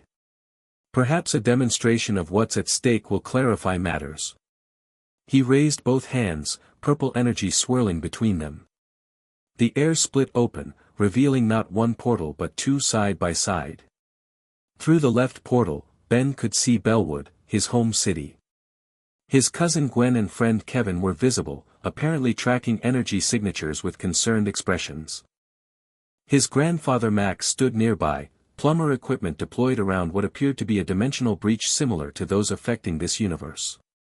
Through the right portal, scenes from across the DC universe flashed rapidly, the Justice League fighting increasingly desperate battles against dimensional incursions, civilians fleeing from reality tiers appearing in major cities, Batman and Superman attempting to evacuate Metropolis as the sky fractured above them. Both universes approach collapse, Ian said softly. The dimensional bleeding accelerates exponentially. Without intervention, both will be lost within days. Ben stared at the images of his family, a painful longing tightening his chest. They were looking for him, trying to find a way to bring him back. And here he stood, with the Omnitrix potentially making everything worse. There is a solution, Ian continued, his voice almost gentle now. Controlled convergence. I can save both worlds, Tennyson. Your family. These heroes you've come to respect. All preserved in a new, stable reality. Under your absolute control, Wonder Woman added coldly. Under necessary guidance, Ian corrected. What is freedom worth in oblivion? Ben tore his gaze from the portal showing his family. There's always another way. Heroes find it. Childish idealism, Ian scoffed, closing both portals with a dismissive wave. Reality requires harder choices. Like using the Omnitrix to collapse universal barriers. Ben challenged. You still haven't explained how my watch fits into your master plan. Ian studied him for a moment, seeming to decide something. Very well. A partial truth, then. The Omnitrix contains something far more valuable than mere transformation capability. It contains the codon stream, a complete record of all sentient DNA across your universe. I know that, Ben said impatiently. What you don't know is that DNA itself carries dimensional resonance frequencies, quantum signatures unique to each universe. The Omnitrix is, in essence, a complete dimensional key to your entire reality. Ian gestured to the cipher on its pedestal. Much like that artifact, but for a single universe rather than all of them. And combining them would give you access to the entire multiverse, Ben realized. Precisely. Ian smiled, pleased at his understanding. With the Omnitrix, the dimensional cipher, and the Annihilargs I've collected, I can initiate controlled convergence, selective merger of compatible universes into a new, stable reality. With yourself as architect and ruler, Wonder Woman added. Ian shrugged. Someone must guide the process. Who better than a being who exists outside conventional time? Pretty much anyone else, Ben suggested. Starting with literally anyone who doesn't refer to themselves in the third person or wear dramatic robes. The chamber trembled again, but differently, not from instability but from external force. Dust fell from the ceiling as a distant boom echoed through the complex. The battle reaches us, Wonder Woman observed. My sisters engage Ian's forces above. Not my forces, Ian corrected. Opportunistic dimensional parasites drawn to the weakening barriers. Scavengers at the multiverse's end. He looked toward the staircase with sudden urgency. We waste time. The seal must be recalibrated before catastrophic collapse begins. Another explosion, closer now. The star maps on the walls flickered, their light dimming momentarily. The divine barriers of Themyscira weaken, Wonder Woman said, concern evident in her voice. If they fall completely, then nothing will contain the dimensional bleeding, Ian finished. This location was chosen precisely because of those ancient protections. Without them, the collapse accelerates beyond even my control. Ben looked from Wonder Woman to Ian, weighing impossible options. So what you're saying is, we need to get to the first seal immediately, regardless of what we plan to do with it. For once, we agree, Ian nodded. Wonder Woman's eyes narrowed. A temporary alignment of purpose is not alliance, Time Walker. Call it what you wish, Amazon. The fact remains we must descend. Ian gestured to the staircase. Together or separately, but swiftly. Another tremor shook the chamber, stronger than before. A crack appeared in the ceiling, widening rapidly. No time to debate, Ben decided, activating the Omnitrix. We go down, secure the seal, then figure out what to do with it. He selected an alien and transformed in a flash of green light. Swampfire. The plant-like alien immediately extended vines from his arms, creating a net beneath the widening crack in the ceiling. This will hold temporarily. Let's move. Wonder Woman looked conflicted but nodded. I will accompany you. But Ian, her hand moved to her sword, one false move, and not even your temporal tricks will save you. Charming as ever, daughter of Hippolyta, Ian replied dryly. He approached the staircase and peered into the darkness below. The passage appears clear, though my temporal senses detect anomalies. Time flows differently beyond this point. Meaning? Swampfire asked, still maintaining the vine network supporting the cracking ceiling. Meaning we may experience temporal shifts. Past, present, and future becoming fluid rather than fixed. Ian actually looked uncomfortable at the prospect. Even I cannot fully predict what awaits. Wonder Woman raised an eyebrow. The Time Walker fears time itself. Not fear, Amazon. Respect. Some powers transcend even my considerable abilities. Another violent tremor decided the matter. Part of the ceiling collapsed despite Swampfire's vine support, debris crashing down behind them and blocking the chamber entrance. Forward it is, Swampfire observed grimly. No going back now. He led the way onto the spiral staircase, creating small flames in his palms to illuminate the darkness beyond. Wonder Woman followed, keeping herself between Ben and Ian, who brought up the rear. The staircase descended in a perfect spiral, each step identical to the last. The walls were the same strange material as before, but here they were inscribed with even more complex patterns, mathematical formulas interwoven with what appeared to be biological sequences. DNA coding, Swampfire observed, examining the patterns as they descended. Similar to what the Omnitrix uses, but more fundamental somehow. The basic programming language of reality itself, Ian explained. The Quantimelia encoded universal constants directly into the structure of the first seal and its supporting architecture. These Quantimelia, Wonder Woman questioned. They created the multiverse? Not created, Ian corrected. Organized. They brought order to primordial chaos, establishing boundaries between dimensional planes that would otherwise have consumed each other. He gestured to the inscriptions. This is their legacy, the foundation upon which all separate realities stand. Swampfire felt the Omnitrix pulse against his chest. And Asmith, the creator of the Omnitrix, he understood this language. To a degree, Ian confirmed. Galvan genius approaches Quantumelian understanding, but never quite reaches it. Asmith created a key without fully comprehending the doors it could open. They continued downward, the spiral seeming to go on endlessly. After what felt like hours but might have been minutes, time was indeed becoming difficult to track. The staircase finally ended at another doorway.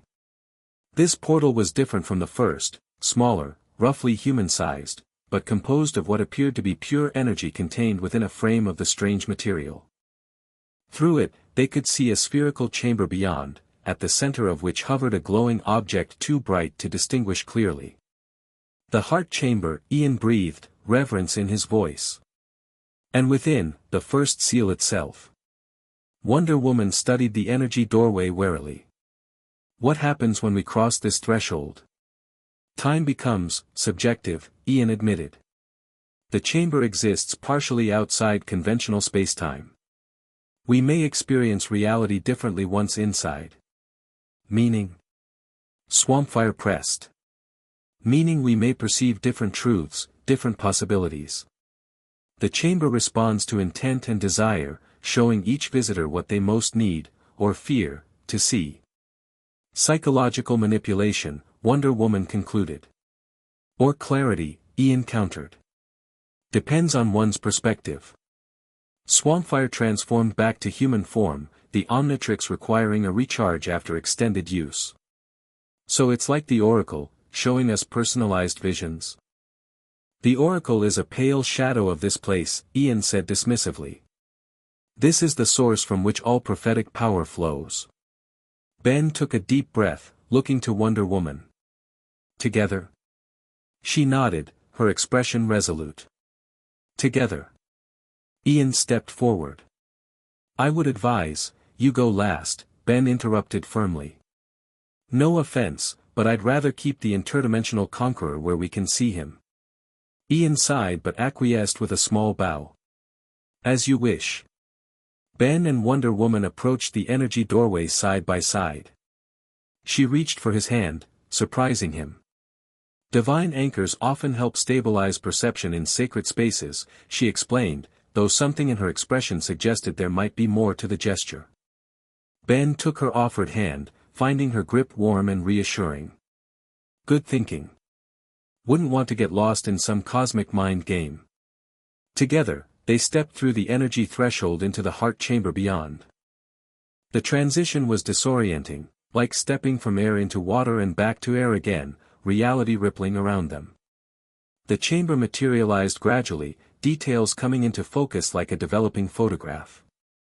It was perfectly spherical, as glimpsed from outside, but far larger than it had appeared. The walls pulsed with energy that flowed in intricate patterns toward the center, where a single object hovered in midair. The first seal.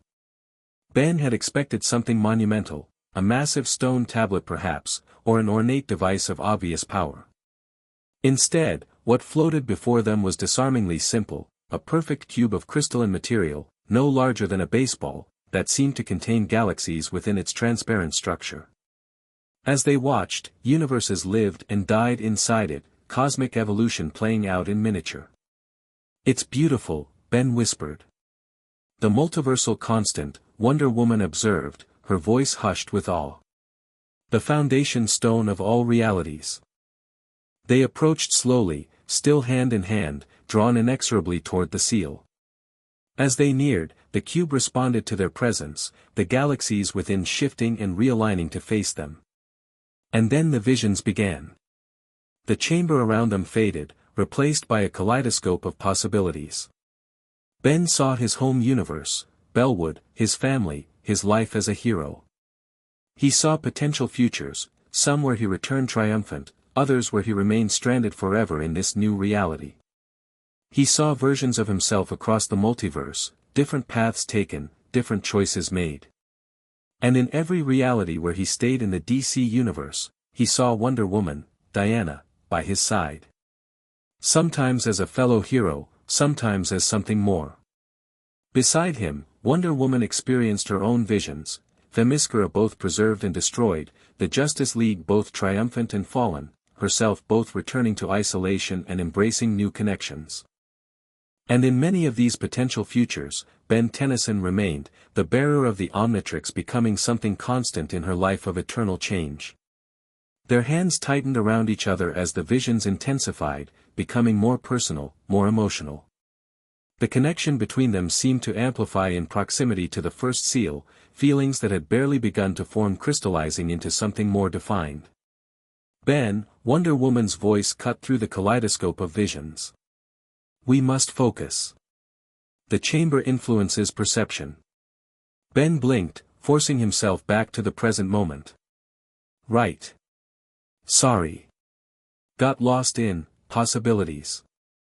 They stood now directly before the first seal, its crystalline structure rotating slowly before them. Up close, Ben could see intricate inscriptions on each facet, the same language of creation they'd observed throughout the complex, but distilled to its purest form. "The fundamental equations of reality," he murmured, finding himself understanding concepts that should have been far beyond human comprehension. The Omnitrix pulsed against his wrist, somehow translating the cosmic mathematics into something his mind could grasp.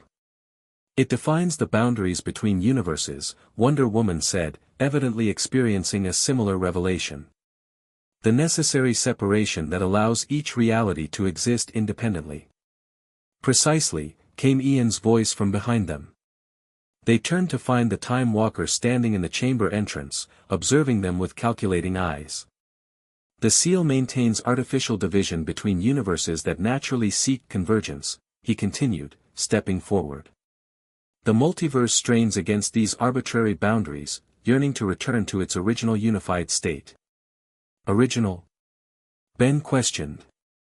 "You said the Quantumania organized chaos into separate realities.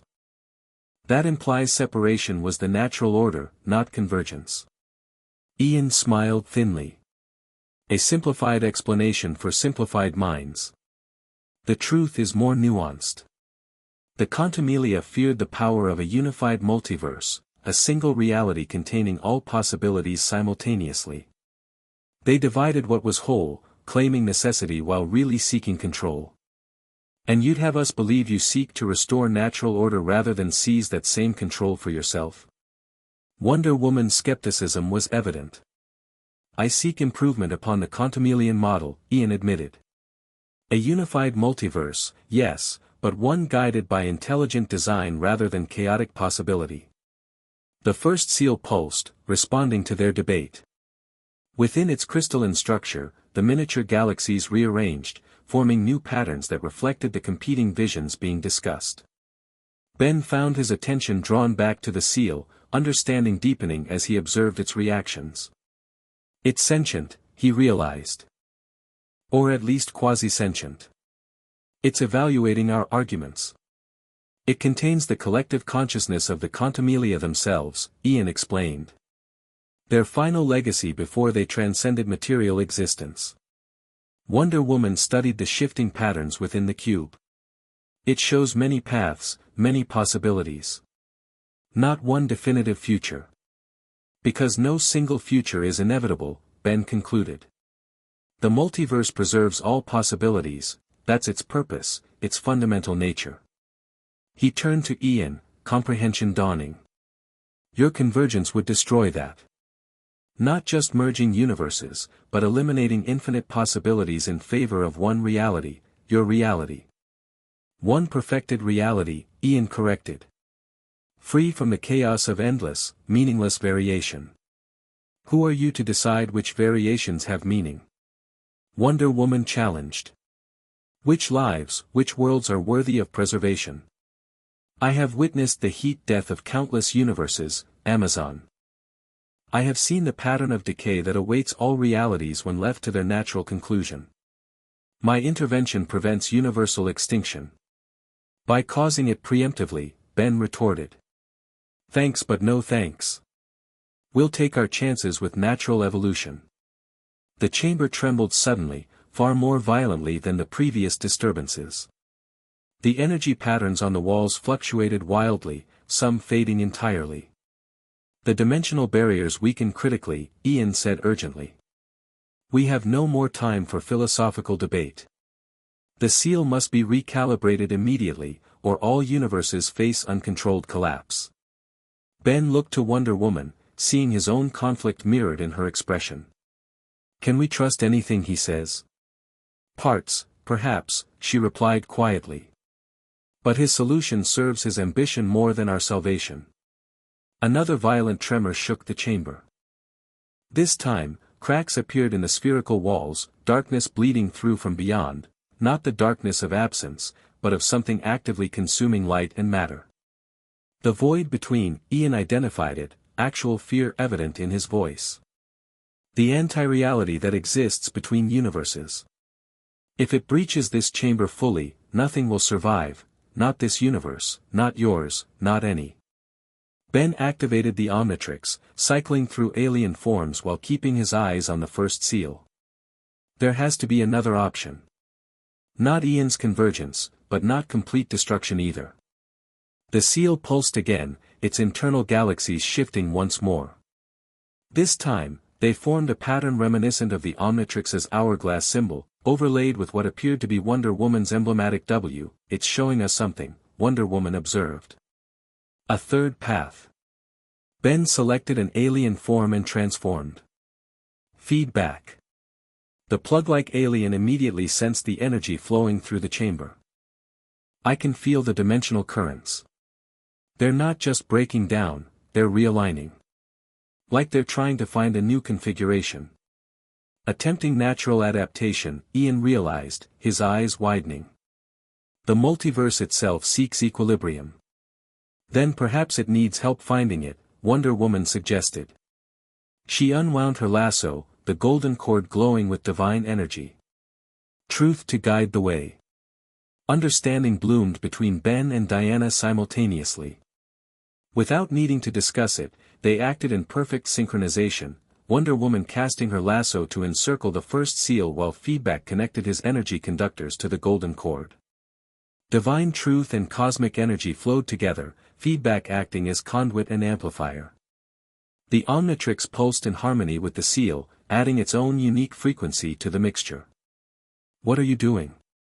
Ian demanded, stepping forward only to be repelled by the intensifying energy field. Finding the third option, feedback answered, electricity crackling around him as power surged through his form.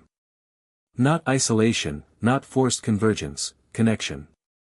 Wonder Woman's lasso glowed brighter than ever before, the light of truth illuminating the first seal from within. A network of universes, separate but linked. Independent yet able to communicate. Impossible. Ian protested. The dimensional barriers cannot be simultaneously maintained and bridged. According to who? Feedback challenged. The Quantumania? You. Maybe it's time for some new cosmic architecture. The first seal began to rotate faster, the galaxies within rearranging into an intricate web-like structure. Energy flowed outward from it in golden-green pulses, filling the cracks in the chamber walls, pushing back the encroaching void. Feedback felt the Omnitrix respond, its energy synchronizing with the seal's reconfiguration. Genetic codes from 10,000 species across his universe flowed through him into the lasso and finally into the seal itself, not as invasion but as introduction, universe to universe. Wonder Woman's divine connection did the same for her reality, the god's blessing serving as conduit for an entire universal consciousness to express its fundamental nature. It's working. Feedback called over the building energy. The universes are introducing themselves to each other, establishing diplomatic relations instead of war or merger. Ian backed away, his expression horrified. You risk everything on an untested theory. The interdimensional harmonics could collapse catastrophically. Or they could stabilize in a new configuration, Wonder Woman countered. One that preserves individual realities while allowing controlled, consensual interaction. The energy built to blinding intensity, the first seal absorbing and redirecting power on a scale that threatened to overwhelm even Feedback's considerable capacity. Ben felt the Omnitrix heating against his chest, pushing beyond its normal limits. Little more, he grunted through clenched teeth. Almost there. With a final surge, the energy peaked, and the first seal transformed. The cube unfolded into a complex geometric shape impossible in three-dimensional space, briefly revealing its true multidimensional nature before refolding into a new configuration. The pulse that emanated outward was felt across realities. In the Justice League Watchtower, monitoring equipment registered a massive dimensional stabilization wave. In Ben's home universe, Gwen Tennyson sensed a sudden shift in mana flows, universal energies finding new, stable patterns. In the heart chamber, the light gradually faded. Feedback collapsed to his knees, transforming back to human form as the Omnitrix timed out. Wonder Woman retrieved her lasso, which smoked slightly from channeling such cosmic power. Between them, the first seal had returned to its cubic form, but now it rotated with new purpose, the galaxies within arranged in a complex network rather than isolated systems. You've reconfigured the foundational structure of the multiverse, Ian said, his voice hollow with disbelief. Without proper modeling, without centuries of calculation. Sometimes you don't need calculations, Ben replied, exhausted but satisfied. Sometimes you just need faith in connection rather than control. The chamber had stabilized, the cracks sealed, the void between pushed back beyond the dimensional barriers. The energy patterns on the walls flowed in new configurations, still maintaining separation between universes, but now with deliberate points of contact, regulated bridges rather than absolute divisions. The Oracle was right, Wonder Woman observed. Only that which can open all doors can seal them permanently. The Omnitrix's ability to bridge species served as template for bridging universes. Ben struggled to his feet, feeling drained but triumphant. And your lasso provided the framework for honest communication between realities. Truth as universal translator. Ian stared at the reconfigured seal, his shifting face cycling through emotions, rage, disbelief, calculation, and finally, reluctant fascination. You've created an interdimensional network, he said slowly. Universes remain distinct, but with regulated contact points, communication channels between realities. Like an interdimensional internet, Ben suggested. Separate users, shared information. It won't last, Ian insisted, though with less certainty than before. Dimensional entropy will eventually degrade the configuration. Then we'll maintain it, Wonder Woman countered. Guardian races across the multiverse, working together rather than in isolation. The chamber trembled once more, but differently, not from instability but from reality reasserting itself. The dimensional fluctuations that had plagued both universes were resolving, the breaches healing as the new configuration took hold. Ben felt a strange tugging sensation, as if part of him was being called elsewhere. The Omnitrix pulsed rhythmically on his wrist, responding to some distant signal. What's happening? He asked, looking down at the device. The dimensional reconfiguration stabilize, Ian explained, watching him with keen interest. Objects, and people, from displaced realities are being drawn back to their original universes. Ben's form shimmered slightly, becoming partially transparent for a moment before solidifying again. The implications were clear, his home universe was calling him back.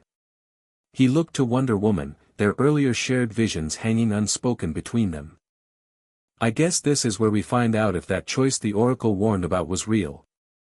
Wonder Woman stepped closer, concern evident in her eyes. Your universe reclaims you. Trying to, Ben confirmed, feeling another pull, stronger this time. I think I could resist it if I wanted to. The Omnitrix might be able to anchor me here. Or you could allow the natural rebalancing to proceed, Ian suggested, his tone neutral for once. Return to your proper reality. Ben glared at him. Awful convenient for you if I just disappear, isn't it? On the contrary, Ian replied. Your reconfiguration of the first seal has intriguing implications I wish to study. Your presence would complicate matters, but not insurmountably. Another tremor shook the chamber, and this time Ben's entire body flickered like a faulty hologram. The pull was becoming difficult to resist. We need to get back to the surface, Wonder Woman decided. The Justice League should be informed of what's transpired. And what of me, Amazon? Ian asked. I assume imprisonment awaits. Wonder Woman studied him thoughtfully. You've committed crimes across realities. Justice must be served. Perhaps, Ian conceded. But consider this, who better to help maintain your new interdimensional network than one who understands its workings? The reconfiguration will require monitoring, adjustment, protection from those who would exploit it. You're offering to help? Ben asked incredulously. The guy who wanted to collapse all universes into one is suddenly interdimensional tech support. Ian's shifting face settled momentarily into something approaching sincerity. I sought order from chaos, Tennyson. Your solution is unorthodox, but it achieves a version of my goal, controlled interaction rather than destructive isolation. I can appreciate elegant alternatives, even when they're not my own. Wonder Woman and Ben exchanged skeptical glances. We'll discuss your fate once we've secured the first seal and confirmed dimensional stability, Wonder Woman decided. For now, you remain our prisoner. Ian bowed slightly. As expected. They made their way back to the energy doorway, Ben struggling against the increasing pull of his home universe. Each step required more concentration, his form flickering more frequently. As they reached the threshold, Ian paused. A word of caution before we proceed. The reconfiguration affects all dimensions simultaneously. Time flows differently across universes during stabilization. When you return to the surface, you may find more time has passed than you expect. How much more? Ben asked, concerned. Hours, perhaps days, Ian replied. The temporal reconciliation between dimensions creates localized time dilation. They crossed back through the energy doorway to the spiral staircase, which now seemed to glow with renewed purpose, the inscriptions on the walls flowing with steady light rather than flickering uncertainty. The ascent was easier than the descent had been, the stairs seeming to assist their journey upward. Ben continued to fight the pull toward his home universe, determined to at least say proper goodbyes before making any decisions about staying or going. The Oracle said something about sacrifice, he remembered as they climbed. About what I cherish most being weighed against what must be saved. Wonder Woman glanced at him, understanding in her eyes. You're home against your duty here. Yeah. Ben's form flickered again, and he stumbled slightly. Wonder Woman caught his arm, steadying him. Thanks. Her touch lingered longer than strictly necessary. What will you choose, Ben Tennyson, if the choice becomes unavoidable? I don't know, he admitted. A week ago, the answer would have been simple, home, family, my own universe. But now? Now? She prompted when he didn't continue. Ben met her gaze directly. Now I've seen what could be here. Connections I didn't expect to make. Possibilities I hadn't considered. Something passed between them, understanding, acknowledgement of feelings that had developed with surprising speed and depth. Wonder Woman's hand moved from his arm to take his hand once more. "Whatever you decide," she said softly, "know that you have earned a place among Earth's heroes, and my respect." Ben smiled, squeezing her hand gently. "Coming from Wonder Woman, that's pretty much the highest praise possible." "Not Wonder Woman," she corrected. "Diana." The personal admission hung between them as they continued upward, a new intimacy acknowledged even as circumstances threatened to separate them forever. They reached the star map chamber to find it transformed, the constellations now glowing steadily, connected by golden threads of energy that hadn't been present before. The dimensional cipher on its pedestal pulsed in harmony with the new patterns. "The reconfiguration propagates throughout the complex," Ian observed, studying the changes with scholarly interest. "Fascinating adaptation of Contemelian architecture."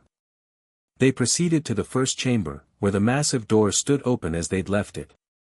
Beyond, they could hear sounds of battle, distant but intense. "The defense of Themyscira continues," Wonder Woman said grimly, pace quickening. They emerged from the tunnel into the first chamber to find it partially collapsed, evidence of fierce fighting scarring the walls and floor. The blue bioluminescence flickered uncertainly, struggling to maintain illumination. "Something's wrong," Ben said, activating the Omnitrix despite the risk of accelerating his displacement. "The stabilization should have closed the dimensional breaches." "It has," Ian confirmed, "but remnants of invasive forces may remain, trapped in this reality and fighting desperately to return to their own." As if summoned by his explanation, shadowy figures poured into the chamber from the entrance tunnel, the same parasitic creatures they had faced during Ben's first battle alongside the Justice League, but larger now, more substantial, as if they'd been feeding on dimensional energy for days. "Diana!" Ben called, transforming in a flash of green light. "Heat blast!" The fiery alien immediately launched a barrage of flames at the encroaching shadows, creating a barrier of fire between themselves and the creatures. Wonder Woman drew her sword, its edge gleaming in the firelight. "These parasites should be diminishing without dimensional breaches to feed upon."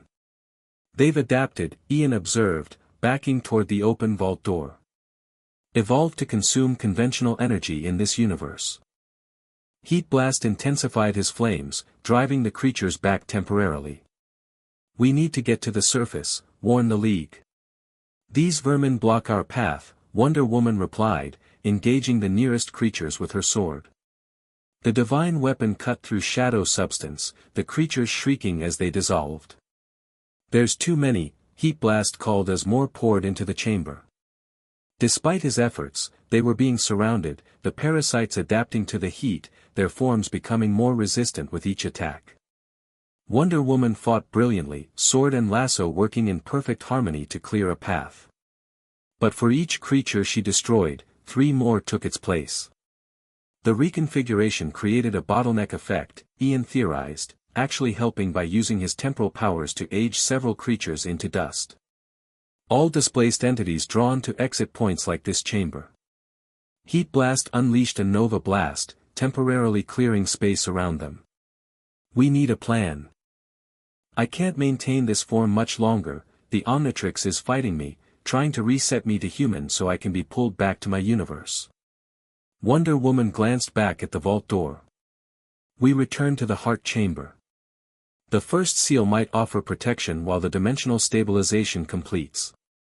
"Retreating deeper goes against all strategic logic," Ian objected. "Sometimes the path forward requires stepping back," she countered, dispatching another wave of creatures with a sweeping attack. "Ben! Can you clear us a path to the vault?" Heat Blast nodded, drawing on his remaining energy. "One express lane coming up." He slammed his hands against the ground, channeling heat through the floor to create a corridor of superheated stone that the shadow creatures couldn't cross. "Now," he called, already running back toward the vault door, Wonder Woman and Ian close behind. They made it through just as Heat Blast's flames died out, the Omnitrix timing out and returning Ben to human form in a flash of green light. Wonder Woman pulled the massive door closed behind them, sealing out the parasites, at least temporarily. "That won't hold them long," Ben panted, the Omnitrix blinking yellow as it recharged. His body flickered again, more substantially this time, remaining translucent for several seconds before solidifying. And I'm running out of time in this reality. Then we proceed with haste, Wonder Woman decided, leading them back down the spiral staircase. They descended rapidly, the staircase seeming to respond to their urgency by shortening the distance. Within minutes, they had returned to the energy doorway leading to the heart chamber. The first seal will complete your dimensional realignment, Ian explained as they approached the threshold. Direct exposure may accelerate your return to your native universe, Tennyson. Is that a warning or a recommendation? Ben asked suspiciously. Merely information, Ian replied. What you do with it is your choice. They stepped through the energy doorway together, returning to the heart chamber where the reconfigured first seal continued its rotation, maintaining the new multiversal network it now controlled. Ben immediately felt the pull intensify, his home universe calling more strongly here at the nexus of dimensional forces. His form flickered continuously now, phasing in and out of solid reality. I can't fight it much longer, he admitted, looking to Wonder Woman. Diana, a thunderous crash interrupted him as the chamber shook violently. Something was attacking the complex from above, something powerful enough to penetrate all the way to the heart chamber. Impossible, Ian breathed, looking upward as cracks formed in the perfect spherical ceiling. Nothing should be able to breach these protections. Unless it was already inside when the reconfiguration began, Wonder Woman realized. Trapped and desperate to escape. The ceiling fractured, and through the cracks emerged a creature unlike the shadow parasites, massive, crystalline, with countless limbs and eyes that burned with multispectral light. A chronivore, Ian identified it, actual fear in his voice. An apex predator of the space between dimensions. It feeds on time itself. The creature roared, the sound distorting reality around it. It fixed its gaze on the first seal, clearly recognizing it as the most powerful object in the chamber. It wants the seal, Ben said, the Omnitrix finally recharging to green. We can't let it reach it. He transformed again, this time into a ghostly figure with a single eye. Ghost Freak. The spectral alien immediately flew toward the creature, intangibility allowing him to pass through its crystalline hide and attack from within. The chronivore shrieked, thrashing as Ghost Freak disrupted its internal structure. Wonder Woman launched herself at its head, sword striking with divine force against its crystalline carapace. Ian, surprisingly, joined the battle, his temporal powers allowing him to accelerate small sections of the creature's body, causing fractures to form where different parts aged at different rates.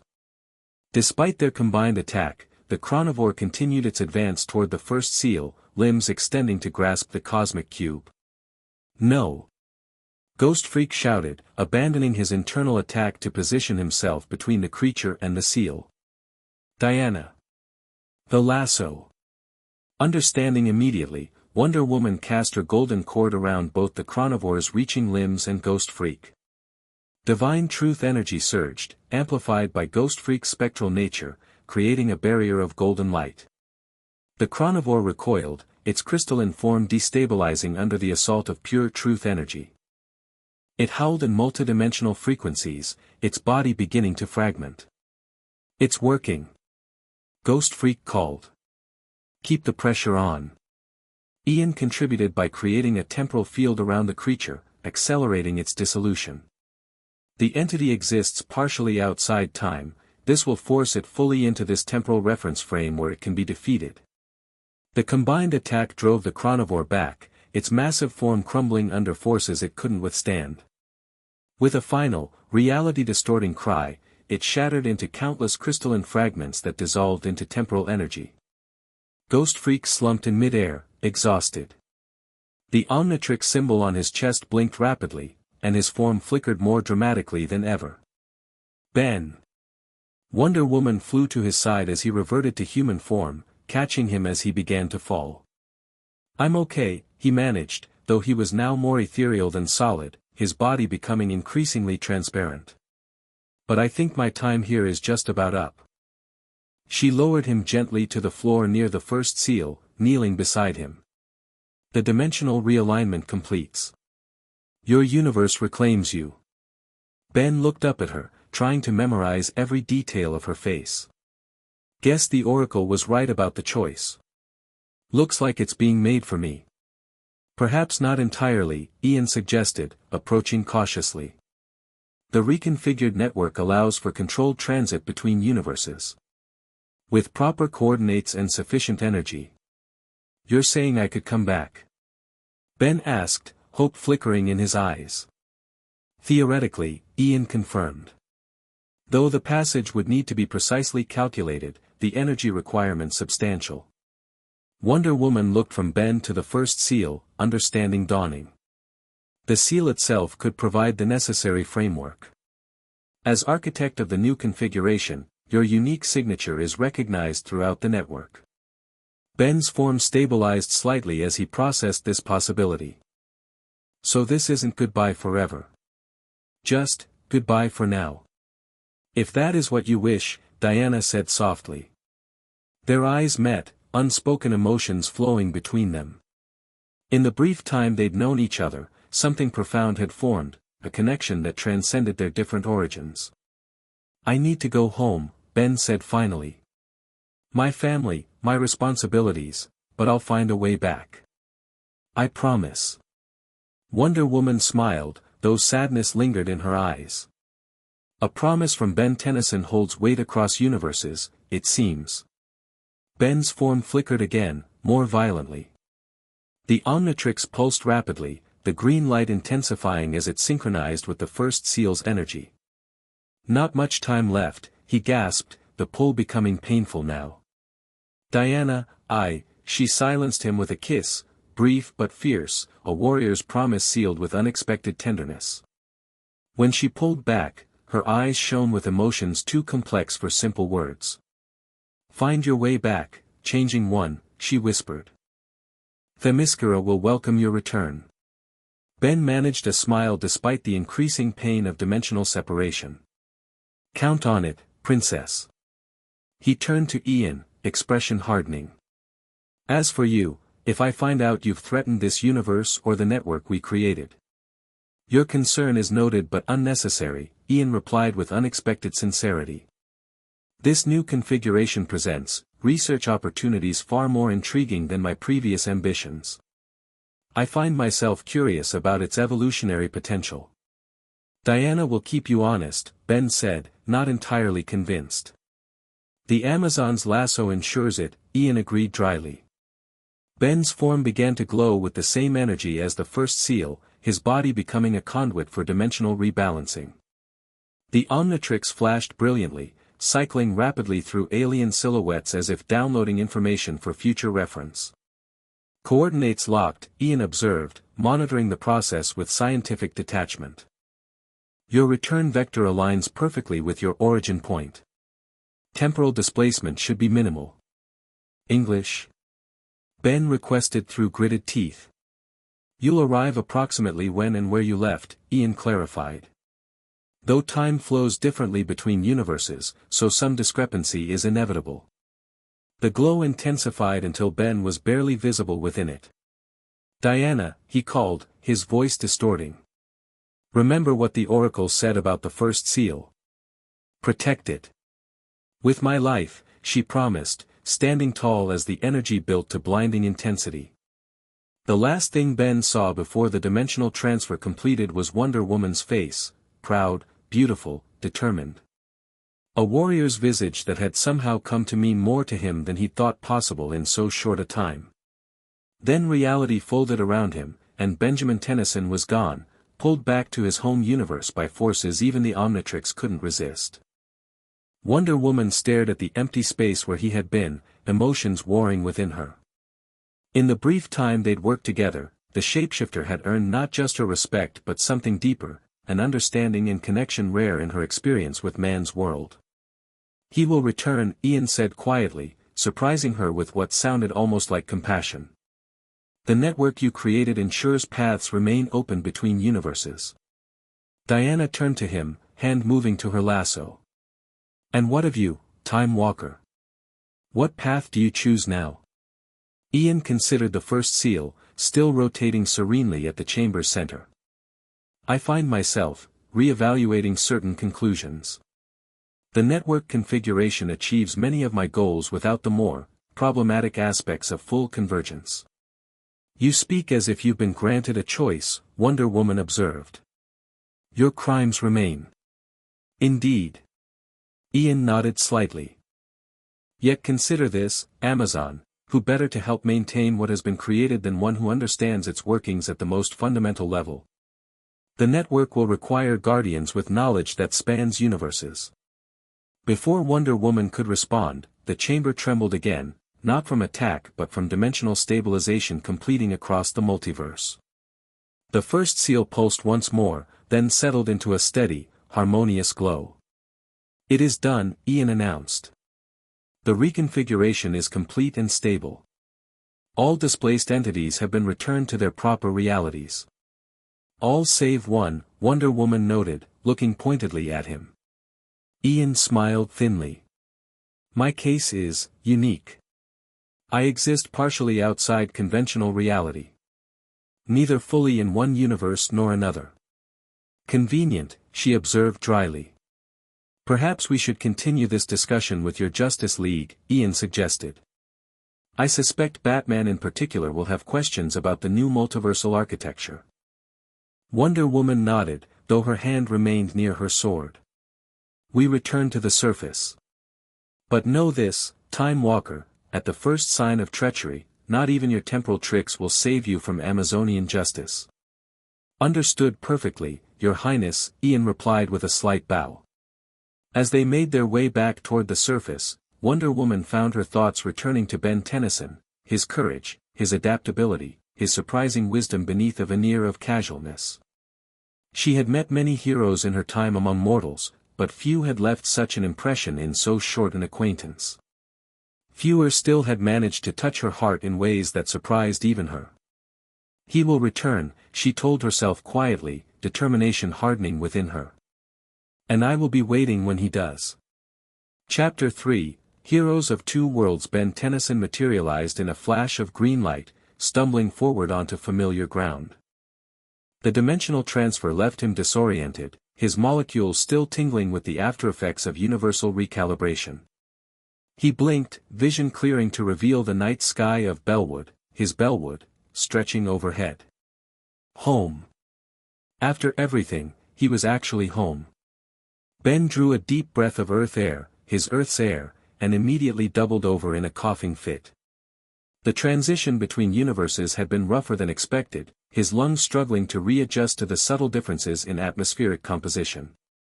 Ben! A familiar voice called out. Footsteps approached rapidly, and then his cousin's arms were around him, steadying his shaking form. You're back. We've been searching everywhere. Gwen, he managed between coughs. Good to see you too. Where have you been? Another voice, Kevin Levin, stepping forward with a mixture of relief and suspicion. 1 minute you were investigating that energy spike, the next, poof. 3 days of nothing. 3 days. Ian had been right about the temporal discrepancy between universes. What had felt like perhaps a day or two in the DC universe had translated to 3 days here. Ben wondered how much time had passed for Diana since his departure. You won't believe where I've been, Ben said, finally regaining his composure. He straightened, noticing they stood in the exact spot where he'd been investigating the dimensional anomaly before being pulled through. Plumber tech surrounded them, portable generators, monitoring equipment, what looked like a partially constructed portal device. Try us, Gwen replied, her expression serious. Because whatever happened to you triggered dimensional instabilities across the entire planet. Grandpa Max has every available plumber on high alert. Ben ran a hand through his hair, suddenly exhausted. The Omnitrix felt unusually heavy on his wrist, as if the device itself was tired from its interdimensional journey. I crossed into another universe, he explained. One where our world exists as fiction. Comic books, movies, the works. He paused, memories washing over him. I met the Justice League. Kevin's eyebrows shot up. The Justice, wait, those characters are real somewhere. As real as we are. Ben looked up at the stars, wondering which one might be closest to Diana's universe in the vast cosmic network they'd created. I worked with them to stop an interdimensional collapse that was threatening both our realities. That explains the quantum fluctuations we've been tracking, Gwen said, her academic mind immediately processing the implications. The dimensional barriers between universes were weakening everywhere. Not anymore, Ben assured her. We fixed it. Created a stable network that allows universes to remain separate while still connected. Something in his tone made Gwen study him more carefully. We? You and the Justice League? Me and Wonder Woman, specifically. Ben couldn't keep a certain warmth from his voice when saying her name. Diana. Kevin and Gwen exchanged knowing glances. Diana, huh? Kevin smirked. First name basis with Wonder Woman. Not bad, Tennyson. Ben ignored the jibe, too tired to engage in their usual banter.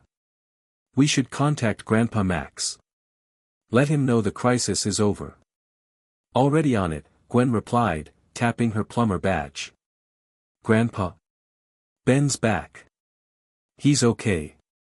Max Tennyson's voice crackled through the communicator. Ben. Thank goodness. Stay where you are, I'm 10 minutes out.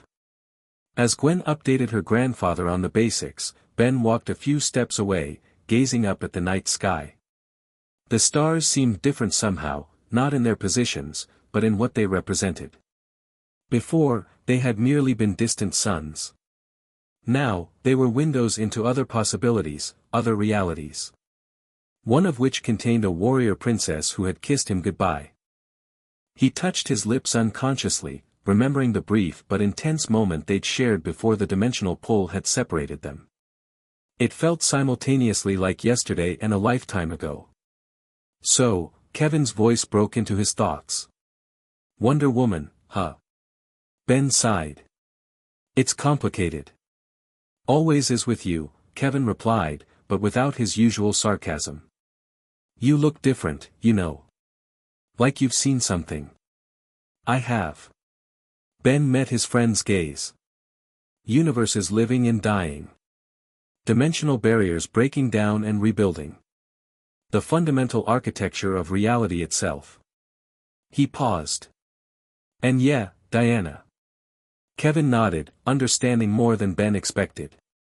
When you've glimpsed something bigger than yourself, it changes you. I get that. They stood in companionable silence until Max's plumber vehicle arrived, hovering down to land nearby. The door opened, and Ben's grandfather emerged, relief evident on his weathered face. Ben. Max pulled him into a tight hug. 3 days without a word. I was beginning to fear the worst. Sorry, Grandpa, Ben replied, returning the embrace. Interdimensional travel makes it hard to call home. Max stepped back, his experienced eyes taking in Ben's appearance, the subtle changes that Kevin had noticed, the new weight in his grandson's bearing. You've had quite an adventure, he observed. One I want to hear all about. But first, we need to get you checked out at Plumber HQ. Dimensional travel can have unpredictable effects on human physiology. Ben didn't argue.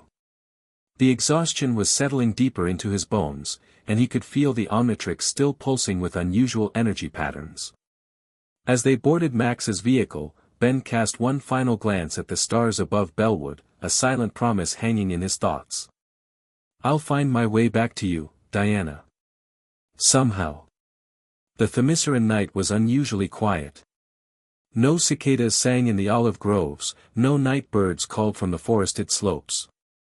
Even the waves seemed subdued as they lapped against the island's pristine shores. Nature itself sensed something had changed, that fundamental cosmic constants had been rewritten. Diana stood on the balcony of the royal palace, gazing at stars that now represented something far more complex than distant celestial bodies. Somewhere out there, beyond the veil between universes, was Ben Tennyson. You think of the shapeshifter, her mother's voice came from behind her. Not a question, Hippolyta knew her daughter too well to need confirmation. "He has a name, mother," Diana replied softly, not turning around. "Ben." Hippolyta joined her at the balcony railing. 3 days since his departure, and still you watch the stars. What do you seek there, daughter?" "Signs that the dimensional network stabilizes as intended," Diana answered diplomatically. "Is that all?" Hippolyta's tone was gentle but knowing. Diana sighed. There was little use hiding her thoughts from a woman who had raised her for centuries. "He promised to find a way back.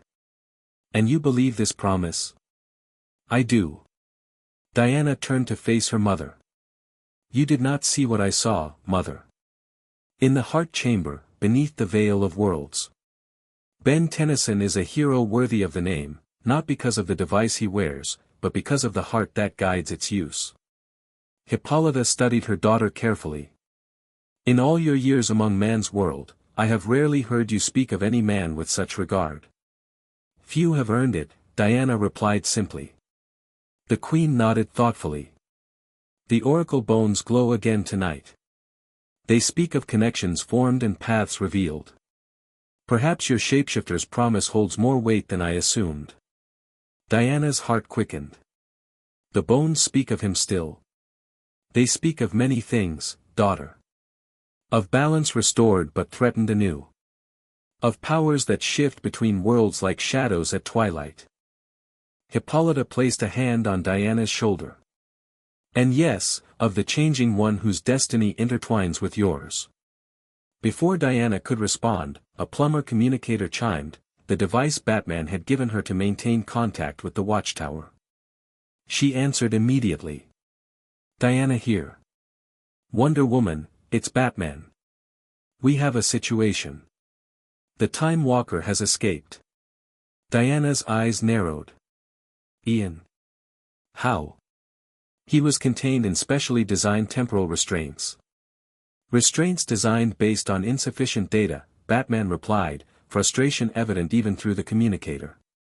"He manipulated the chronological field we used to hold him, accelerated himself through microsecond vulnerabilities in the containment system." "When?" "Approximately 2 hours ago. He accessed Justice League databases before departing, specifically, all files related to the First Seal and the dimensional reconfiguration." Diana exchanged concerned glances with her mother.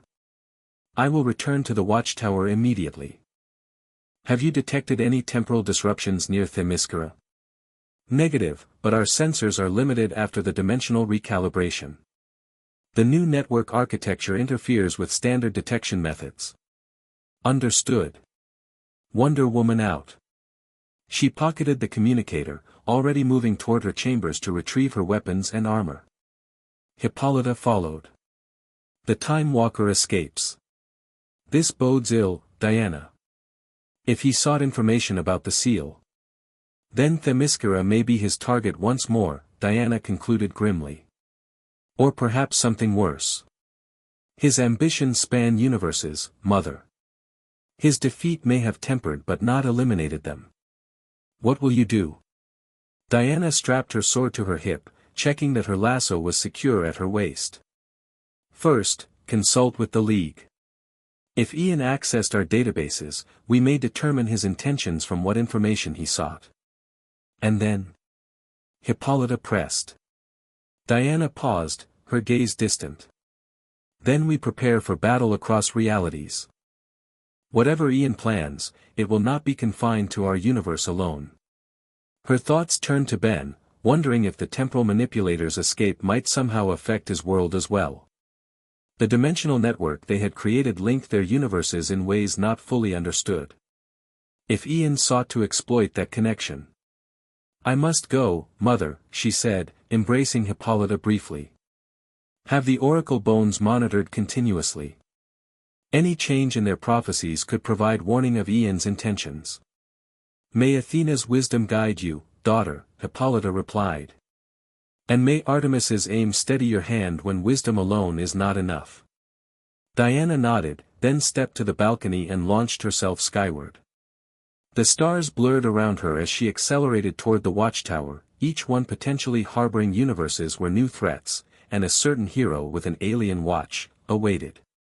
Plummer headquarters hummed with activity despite the late hour. The dimensional crisis might be resolved, but the aftermath required careful monitoring. Technicians analyzed readings from global sensors, tracking the last ripples of interdimensional energy as they faded from Earth's atmosphere. Ben sat in the medical bay, enduring his grandfather's thorough examination. The scanner hummed as it passed over his body for the third time, paying special attention to the Omnitrix. "Well?" Ben asked impatiently. "Am I still me, or did I come back with two hearts or something?" Max studied the readouts with a scientist's careful scrutiny. "Your molecular structure is stable, more or less. Some quantum-level alterations, but nothing dangerous." He pointed to the scanner's display of the Omnitrix. "Your watch, however, has undergone significant changes." Ben looked down at the device on his wrist. It appeared the same externally, but he'd sensed the difference from the moment he'd returned, a new weight, a different energy pulsing through its core. The dimensional reconfiguration, he surmised. The Omnitrix was directly connected to the first seal when the network was established. It probably downloaded the new universal architecture. Max raised an eyebrow. "That's a surprisingly technical assessment, Ben." "Yeah, well, hanging around with Batman and being turned into a super-intelligent alien a few times will do that to you." Ben rotated the Omnitrix dial experimentally. The holographic display appeared as usual, cycling through his available transformations, but something felt different, as if the device was waiting for a specific command. "There's more," Max continued, indicating another readout. "The Omnitrix is emitting a new type of quantum signature. Almost like it's broadcasting." Ben sat up straighter. "Broadcasting? To where?" "That's the question." Max tapped controls on the scanner. "The signal isn't directed at anything in our universe, as far as I can tell. It's aimed elsewhere. Outside conventional spacetime. The dimensional network," Ben realized. "It's maintaining a connection to the other universes we link together." His heart raced at the implications. "Grandpa, this could be how I get back. If the Omnitrix is already connected to the network, it might be able to open a portal." Max frowned. "Back? Ben, you just returned from an incredibly dangerous interdimensional incident. The last thing you should be considering is repeating the experience."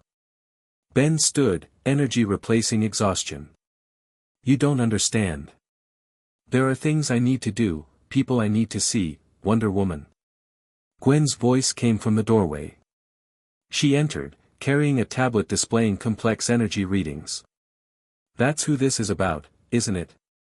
Ben hesitated, then nodded. "Partly. But it's more than that.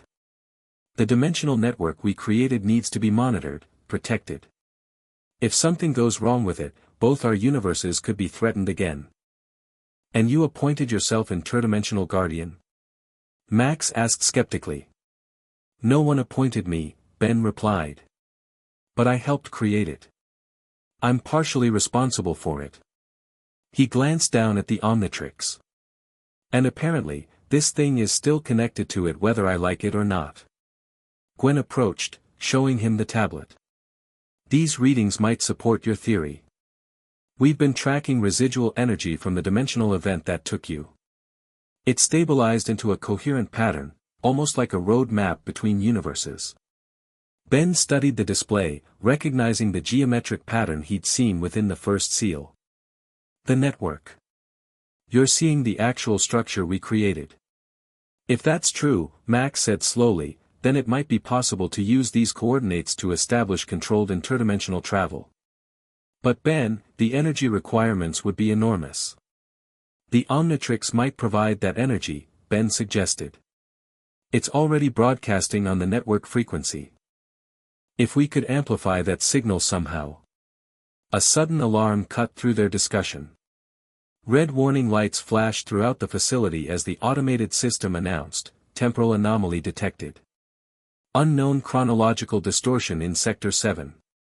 Ben's blood ran cold. Temporal anomaly? That sounds like, we need to move, Max ordered, already heading for the door. That's the main laboratory section. They raced through the corridors, other plumbers converging on the threatened area. Ben activated the Omnitrix as they ran, cycling through alien forms.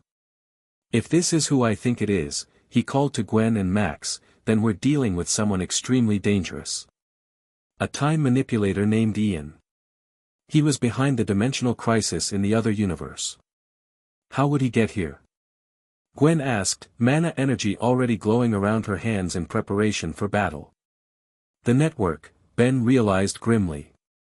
If he escaped in Diana's universe, he could potentially use the same connections that brought me home. They reached the laboratory section to find chaos, equipment floating in mid-air, suspended in localized time bubbles. Plumber agents moved in slow motion, caught in temporal distortion fields. And at the center of it all, examining a piece of advanced technology with casual interest, stood a robed figure with a constantly shifting face. Ian, Ben growled, selecting an alien form on the Omnitrix. The Time Walker looked up, his expression settling into a smile of genuine pleasure. Benjamin. How delightful. I was wondering when you'd arrive. Ben slammed his palm down on the Omnitrix, green light engulfing him as he transformed. Clockwork.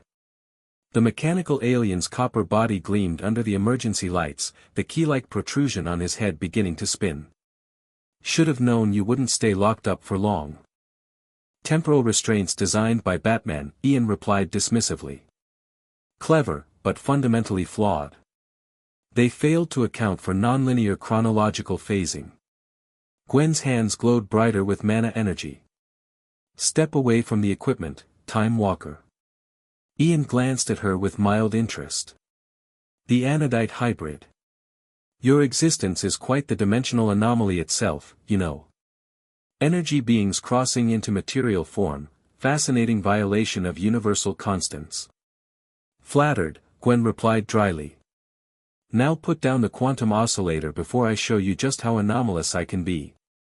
Clockwork stepped forward, his own temporal powers activating to counter Ian's time fields.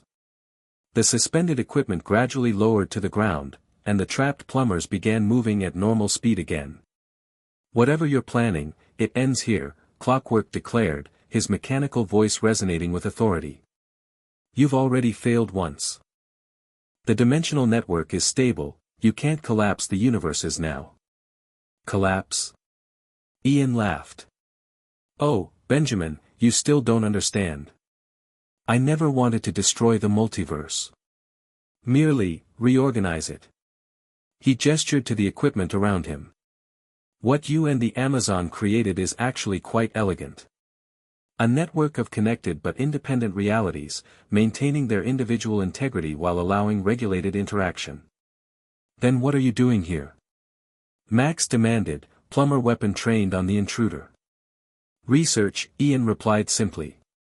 Your universe's approach to quantum mechanics differs significantly from what I've encountered elsewhere. Particularly your manipulation of genetic material across dimensional boundaries. He nodded toward Clockwork.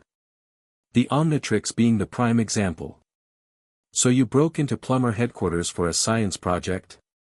Clockwork was skeptical. Oversimplification, but essentially correct. Ian set down the device he'd been examining. The reconfigured multiversal architecture presents unique opportunities. I merely seek to understand its full potential. Clockwork's eyes narrowed. By stealing our technology. Borrowing, Ian corrected. Knowledge is the only currency of value across dimensional planes. Before Clockwork could respond, a shimmering portal opened behind Ian, not the purple energy typical of his temporal doorways, but a golden circle reminiscent of Justice League transport technology. Through the portal stepped Wonder Woman, sword drawn, expression fierce. Behind her came Batman, utility belt already in hand, and Superman, eyes glowing with imminent heat vision. Step away from the technology, Ian, Diana commanded. Your interdimensional crime spree ends now. Clockwork's mechanical heart seemed to skip a beat at the sight of her. Diana?" Wonder Woman's eyes found his, recognition flashing across her face despite his transformed state. "Ben." Ian looked between them, amusement evident in his shifting features. What a touching reunion. Two universe-crossed lovers, together again so soon. "I'd be moved if I still experienced conventional emotion." "Surrender, Ian," Batman growled. "We've calibrated our temporal restraints based on your previous escape. You won't break them a second time." "Always the tactician," Ian replied appreciatively. "But strategy requires accurate intelligence, Dark Knight." His form began to shimmer with purple energy. "And you fundamentally misunderstand what I am." The energy exploded outward, sending everyone staggering back. When they looked again, Ian was gone, but so was a significant portion of the Plummer laboratory equipment. "Teleportation?" Superman asked, scanning the area with his various vision powers. "Temporal displacement," Batman corrected grimly. "He's still here, just microseconds out of phase with our time stream." Clockwork transformed back to human form, the Omnitrix timing out. Ben stepped forward, feeling oddly self-conscious suddenly in Diana's presence. He's right. Ian can slip between moments, it's how he evades capture so effectively. Wonder Woman turned to him fully, her expression softening slightly. "Ben Tennyson. It seems the network we created has proved more permeable than expected." "Yeah," he replied, 1,000 things he wanted to say competing for priority. "Good to see you, Diana. Though I wish the circumstances were better." "Circumstances involving Ian are rarely ideal," she agreed, the hint of a smile touching her lips. Max cleared his throat pointedly. "I assume you're the Justice League we've heard so much about." "Max Tennyson, Magister of Earth's Plumber Division. We detected Ian's temporal signature entering this universe," Batman explained, "all business. The dimensional network allowed us to follow using modified boom tube technology." "Based on your universe's physics," Max noted, impressed despite the situation. "That's remarkable adaptation." "We had help," Superman acknowledged, nodding toward Wonder Woman. Diana's connection to the cosmic restructuring provided the necessary dimensional coordinates. Ben glanced at Wonder Woman, wondering what exactly that connection entailed, but there were more pressing matters. What was Ian after? He seemed particularly interested in our quantum oscillator technology. "In our universe, he accessed all files related to the first seal and the dimensional reconfiguration," Batman replied. "Combined with Plummer technology, he may be attempting to create his own version of the network controls." A back door, Ben realized. If he can replicate the first seal's functions, he could potentially reshape the network however he wants. Without the limiting influence of the Omnitrix or Diana's lasso, Superman added grimly. No truth or life preservation parameters to keep him in check. Gwen, who had been quietly analyzing the energy readings on a nearby console, looked up. "I'm detecting residual temporal displacement leading toward the lower levels." "He's heading for the power core." "Of course he is," Ben muttered, checking the Omnitrix. "Still in recharge mode. He needs massive energy to power whatever he's building." "We should move quickly," Wonder Woman said. "Ian's temporal advantages mean he works faster than conventional time would allow." Ben nodded, falling naturally into step beside her as the group headed toward the lower levels. Despite the crisis, he couldn't help stealing glances at the Amazon warrior. She seemed exactly as he remembered, regal, powerful, determined, yet somehow even more impressive now that she stood in his world, his reality. "How long has it been?" he asked quietly as they moved through the corridors. "In your universe, since I left." 7 days, she replied. "Time flows differently across the dimensional boundaries." "Only 7. That surprised him. "It's been just 3 here. I thought time would move faster in your universe, not slower." "The reconfiguration affected temporal consistency," she explained. "Batman believes it will stabilize eventually, but for now, chronological drift between universes is unpredictable. Ben wanted to ask more, about her, about what had happened after he'd left, about the kiss they'd shared, but they'd reached the secure elevator to the power core level.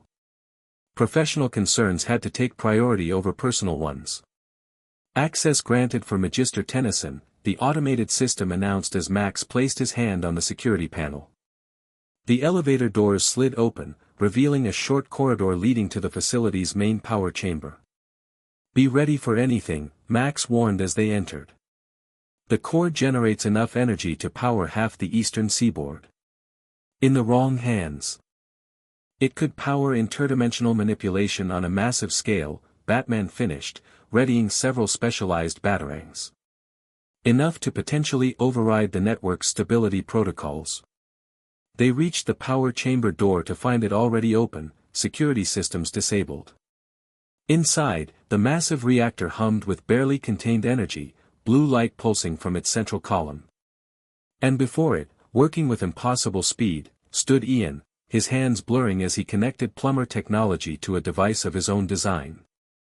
"Right on schedule," the Time Walker commented without looking up. "Your predictability across universes is almost comforting." "Step away from the core, Ian," Superman commanded, floating upward for a better tactical position. "In a moment," Ian replied casually. "This calibration sequence is rather delicate." His hands continued their blur of motion, making adjustments faster than even Superman's eyes could track. Ben checked the Omnitrix again, still yellow, but nearly recharged. "What are you really doing, Ian? This isn't about research, is it? Always so suspicious, Benjamin." Ian finally looked up, his shifting face settling briefly into an expression of mock hurt. "Can't a being of my stature pursue scientific inquiry without ulterior motives?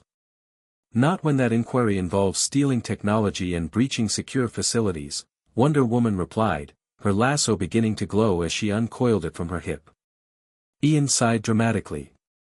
"Very well. Since we've reached the inevitable confrontation portion of our interaction, I suppose transparency is warranted."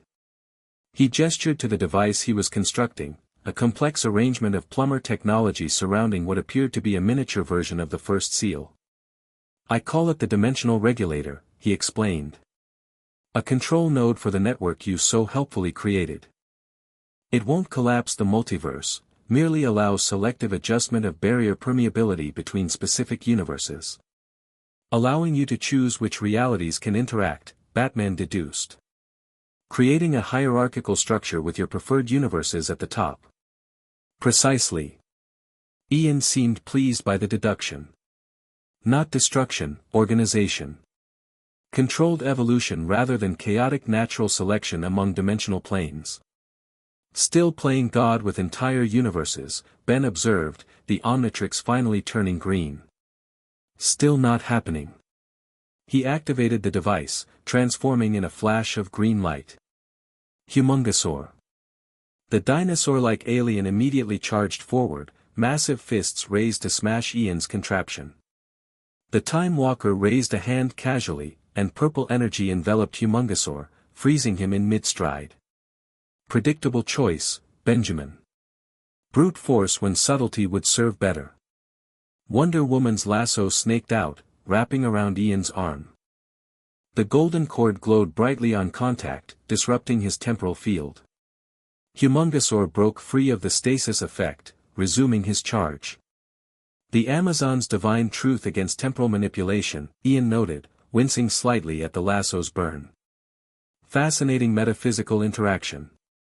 I really must study it more thoroughly someday." Superman attacked from above, heat vision targeting the Dimensional Regulator. Ian twisted his free hand, creating a temporal bubble around the device that refracted the heat beams harmlessly away. "Kryptonian powers are impressive," Ian commented, "but fundamentally limited by three-dimensional physics." Batman launched several batarangs that emitted a high-frequency pulse upon approaching Ian.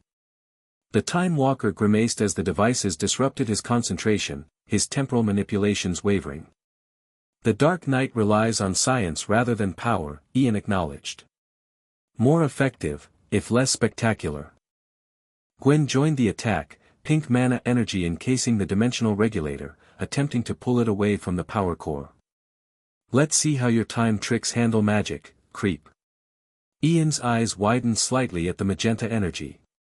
Anodite power. Now that is interesting. He made a slicing motion with his hand, severing Gwen's magical tether, though the effort clearly cost him. Throughout this exchange, Humungosaur had continued his advance, finally reaching Ian's position. His massive fist swung down, only for Ian to phase slightly out of sync with normal time, the blow passing harmlessly through his semi-substantial form. Really, Benjamin, the Time Walker chided. After our previous encounters, I'd expect more creativity. Creativity, huh? Humungosaur slapped the Omnitrix symbol on his chest. Green light flashed as he transformed into a small, frog-like alien. Gray matter. Ian blinked in surprise as the tiny Galvan leapt onto the dimensional regulator itself. Now that is unexpected. Gray matter's enhanced intelligence immediately comprehended the device's inner workings. His tiny hands moved with precision, disconnecting key components and rewiring others. Fascinating design, the diminutive alien commented as he worked.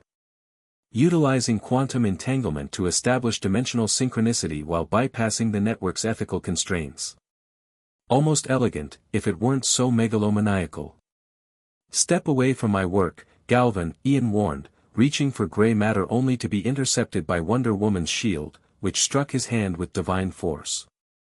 The tiny one is under my protection, she declared, catching her shield as it rebounded to her.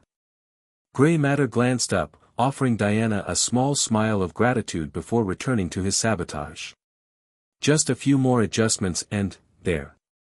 He leapt clear of the device just as it began to spark and hum with unstable energy. No.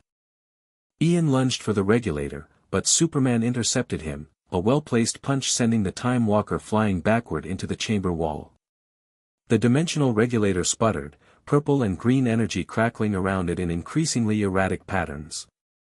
Gray matter transformed back to human form as Ben retreated to a safer distance. What did you do? Max asked his grandson. Reversed the polarization of the quantum matrix, Ben explained. Instead of allowing Ian to control the dimensional barriers, it should strengthen the original network configuration we established. Batman's eyes narrowed behind his cowl. Should? Ben shrugged. Interdimensional physics is complicated, even for gray matter. The device began to spin, lifting off the ground as energy built around it.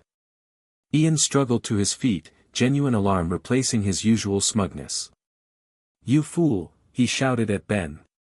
The power core's energy is too unstable for a reverse polarization. You've created a dimensional feedback loop. The regulator spun faster, now surrounded by a swirling vortex of multicolored energy. The power core behind it pulsed erratically, warning alarms blaring throughout the facility. Everyone out. Max ordered. If that thing destabilizes completely, it won't just destabilize, Ian interrupted, actual fear in his voice. It will create a cascading failure throughout the entire dimensional network. Every connected universe will experience catastrophic boundary failure. Wonder Woman turned to Ben. Could he be right? Ben nodded grimly. Unfortunately, yes. If the feedback affects the first seal through the network connection, then we've got a multiverse-level problem, Superman concluded. Can we contain the reaction? Not conventionally, Ian replied. The process has already begun. The only solution is to disconnect this device from the network entirely before the cascade reaches the first seal. And how exactly do we do that? Gwen demanded. Ian's gaze fixed on Ben, specifically, on the Omnitrix. With the only technology in this universe capable of interdimensional network manipulation. Ben looked down at his watch, understanding dawning. The Omnitrix. It's still connected to the network from when we reconfigured it. Precisely, Ian confirmed. If you can use it to establish a quarantine field around the regulator, you might sever its connection to the broader network before catastrophe becomes inevitable. Might? Batman questioned sharply. Interdimensional physics is complicated, Ian echoed Ben's earlier words, a hint of his usual sardonic humor returning despite the crisis. The regulator's spin accelerated, the energy vortex expanding to encompass more of the chamber. Equipment began to float, affected by the gravitational distortions emanating from the device. "We're running out of time," Wonder Woman observed, stepping close to Ben. "What do you need to attempt this quarantine?" Ben studied the Omnitrix, mind racing. "The watch is connected to the network, but I don't have a specific transformation that can manipulate dimensional barriers directly." He looked up suddenly. Unless, Diana prompted. "The Oracle mentioned something about a transformation I hadn't seen before," Ben recalled. "Something that pulsed with the same energy as the Oracle bones. I thought it was just part of the vision, but maybe." He activated the Omnitrix, cycling through the holographic display of available aliens. The familiar forms appeared one after another, until suddenly, the display flickered and showed something new. An alien silhouette Ben had never seen before, pulsing with blue-green energy reminiscent of the first seal's glow. "That's it," he breathed. "A new transformation. Must have downloaded when the Omnitrix connected to the first seal." "Ben, we don't know what that form does," Gwen cautioned. "It could be dangerous. More dangerous than universal collapse." Ben countered. He looked to Diana, something unspoken passing between them. "I have to try." Wonder Woman nodded, understanding in her eyes. "Do what you must, Ben Tennyson. We will support you however we can." Ben took a deep breath and selected the new alien, slamming his palm down on the Omnitrix. Green light engulfed him, but different somehow, tinged with blue, spreading more slowly, as if the transformation itself operated partially outside normal time. His body changed in ways he'd never experienced before. His form became translucent, composed of what appeared to be crystalline energy rather than solid matter. Multiple arms grew from his torso, not four like 4 arms, but dozens, each branching into more appendages like a fractal pattern. His head elongated, eyes multiplying across its surface, each perceiving a different layer of reality simultaneously. When the transformation completed, Ben's voice echoed with harmonic overtones as he announced his new form, Continuum. Everyone in the chamber stared in awe at the being before them. Even Ian seemed momentarily speechless. "Quantumelian DNA," he finally whispered. "Impossible. They transcended physical form eons ago." "Apparently not all of them," Continuum replied, his voice resonating on multiple frequencies simultaneously. "The first seal must have contained a genetic sample, preserved within its matrix." Wonder Woman stepped forward, studying Ben's new form with wonder. "You perceive reality differently now." "I see everything," Continuum confirmed, his multiple eyes shifting independently. "Every dimensional layer, every quantum possibility. The network itself is visible to me, like a living tapestry connecting all universes." He turned toward the spinning regulator, extending several of his fractal arms. "I can see the feedback cascade beginning. It's already reached 3 adjacent dimensional planes." "Can you stop it?" Superman asked. "I can try." Continuum moved forward, his crystalline form glowing brighter as he approached the vortex. With his expanded perception, he could see what the others couldn't, how the energy from the regulator was flowing through invisible channels, following the network connections between universes like electricity through circuits. The cascade had indeed begun, dimensional barriers fluctuating dangerously as the feedback loop amplified. Continuum extended his many arms into the vortex, each limb branching further into increasingly delicate manipulators. He began to work at a level beyond conventional physics, adjusting quantum strings, realigning dimensional constants, carefully disconnecting the regulator's influence from the broader network. "It's beautiful," he murmured, witnessing the intricate structure of reality itself. "So much more complex than I ever imagined." "Focus, Ben," Diana called, sensing his consciousness drifting into the cosmic perspective his new form enabled. Remember why you fight. Her voice anchored him, preventing his mind from losing itself in the infinite layers of perception his contumelian form provided. Continuum nodded, concentrating on the task at hand. I need to create a dimensional dead zone around the regulator, he explained, his fractal hands weaving complex patterns through the energy vortex. A bubble of nullified spacetime that exists apart from the network. The energy requirements would be astronomical, Ian observed, watching with scientific fascination despite the danger. The Omnitrix is drawing power directly from the dimensional boundaries themselves, Continuum replied. Converting potential energy into active manipulation.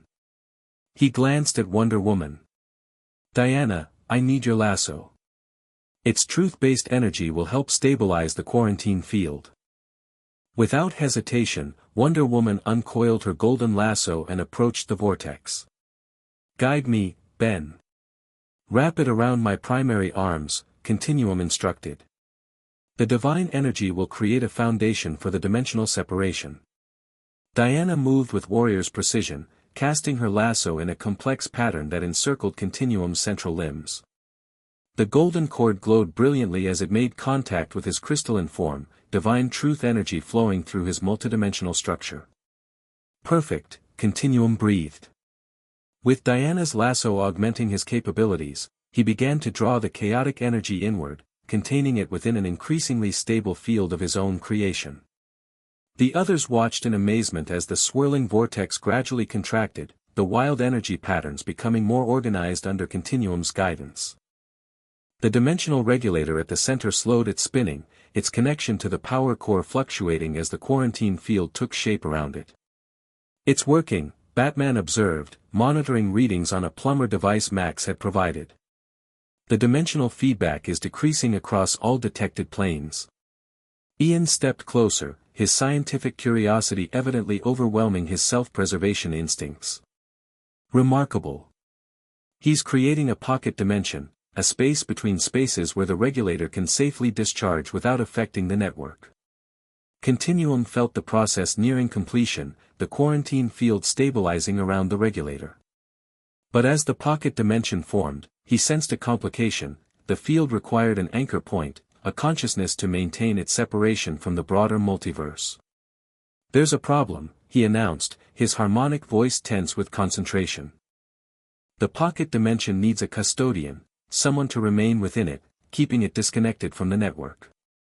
Meaning someone has to stay inside with the regulator? Superman clarified, immediately moving forward. I volunteer. No, Continuum replied. Your Kryptonian physiology couldn't survive in a space between dimensions. It needs to be someone who exists partially outside conventional reality already. All eyes turned to Ian, who took an instinctive step backward. Absolutely not, the Time Walker protested. I have no intention of exiling myself to a pocket dimension for eternity. Not eternity, Continuum corrected. Just until the regulator fully discharges its energy. Perhaps, a century or two. A century. Ian's indignation was palpable. You expect me to sacrifice centuries of my existence to clean up a mess that you created by tampering with my device? A mess you created by building the device in the first place, Gwen pointed out. Wonder Woman's lasso, still connected to Continuum's arms, glowed brighter. The truth, Time Walker, is that your actions endangered countless universes. Justice demands proportionate consequence. Ian's shifting face cycled through various expressions, outrage, calculation, resignation. And if I refuse?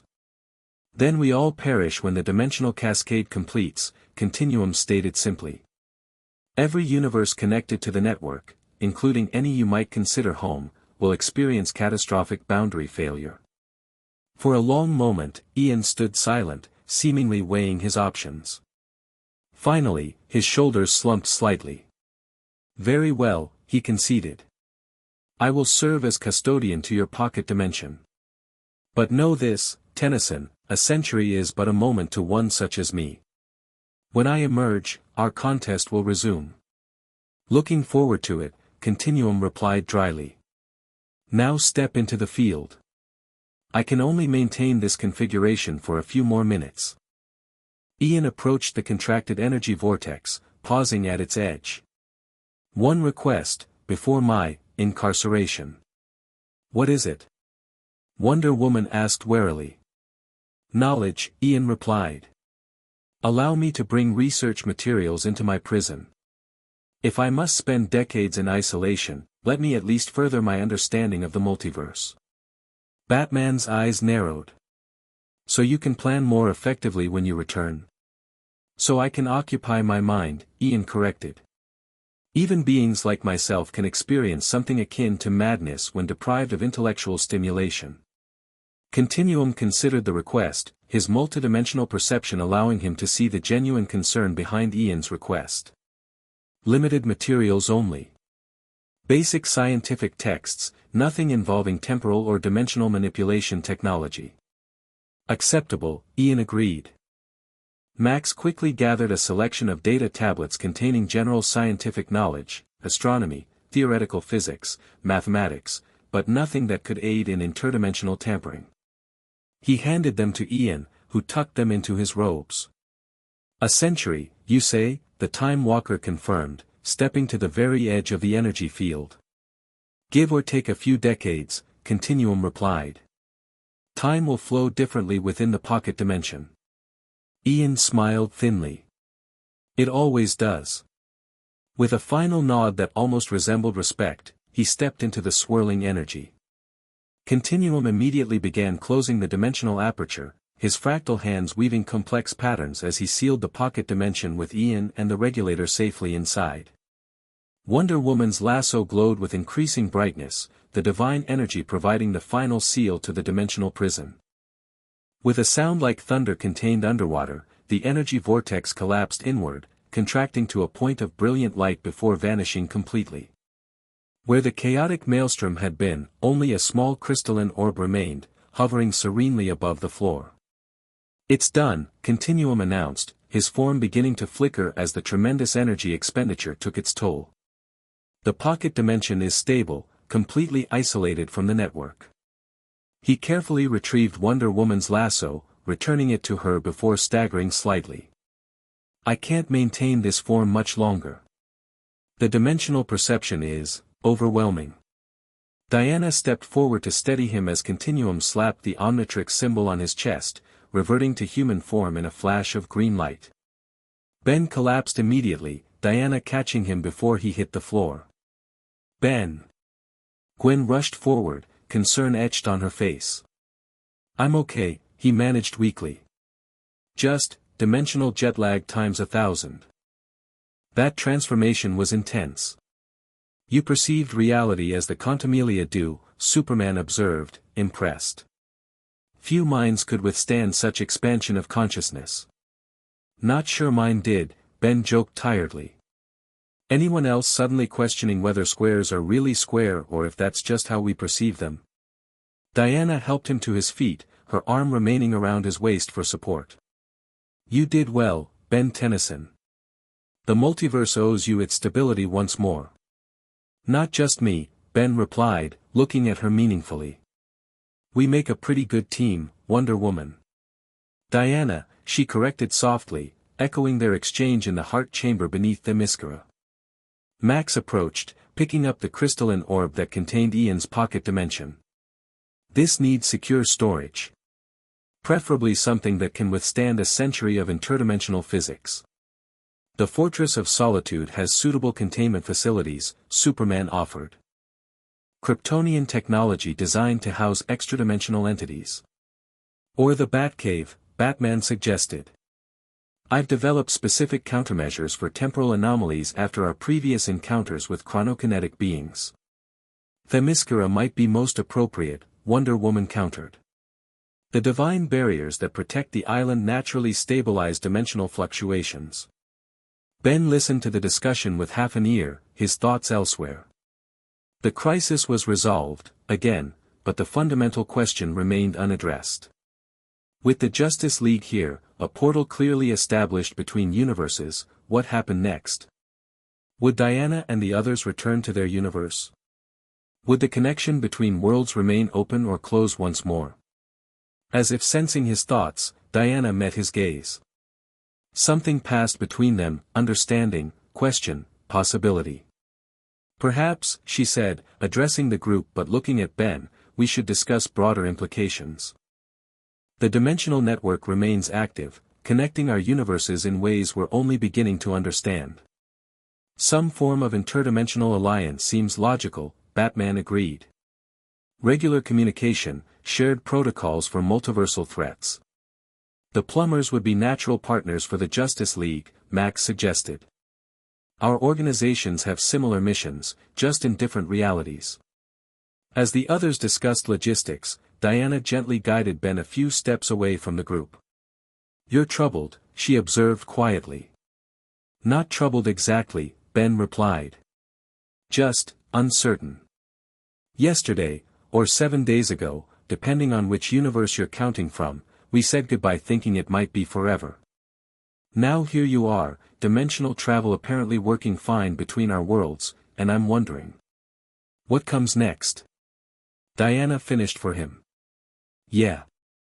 Ben met her eyes directly. What do you want to happen next, Diana? She considered the question thoughtfully. The Oracle spoke of paths crossing, of destinies intertwined. I believe our meeting was no cosmic accident, Ben Tennyson. Doesn't answer my question, he pointed out gently. Diana smiled. Direct as ever. She glanced back at their colleagues, still deep in discussion about interdimensional protocols, before returning her attention to Ben. I want to explore what exists between us, this connection that forms so quickly yet feels surprisingly profound. Ben's heart quickened. Even with us living in different universes.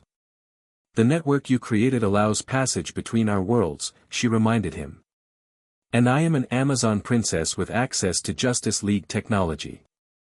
Visiting another universe is hardly the most challenging journey I've undertaken. So, what? Interdimensional dating? Ben couldn't help the smile that spread across his face at the absurdity, and the wonder, of the possibility. I prefer to think of it as two heroes exploring a unique connection, Diana replied, amusement dancing in her eyes. Though I admit, it would make for an unusual courtship even by immortal Amazon standards. Ben laughed softly. My dating history includes a half-anodite energy being and an alien hunter. Somehow, dating Wonder Woman from another dimension seems like the logical next step in my weird life. Diana raised an eyebrow. Is that what this is? Dating? I don't know, Ben admitted. It's something, though. Something worth figuring out. He reached for her hand, and she allowed him to take it, their fingers intertwining comfortably. The gesture felt simultaneously momentous and natural, two people from literally different worlds finding something worth holding onto across the boundaries of universe and dimension. So, Ben ventured. Dinner sometime? I know a great smoothie place in Bellwood.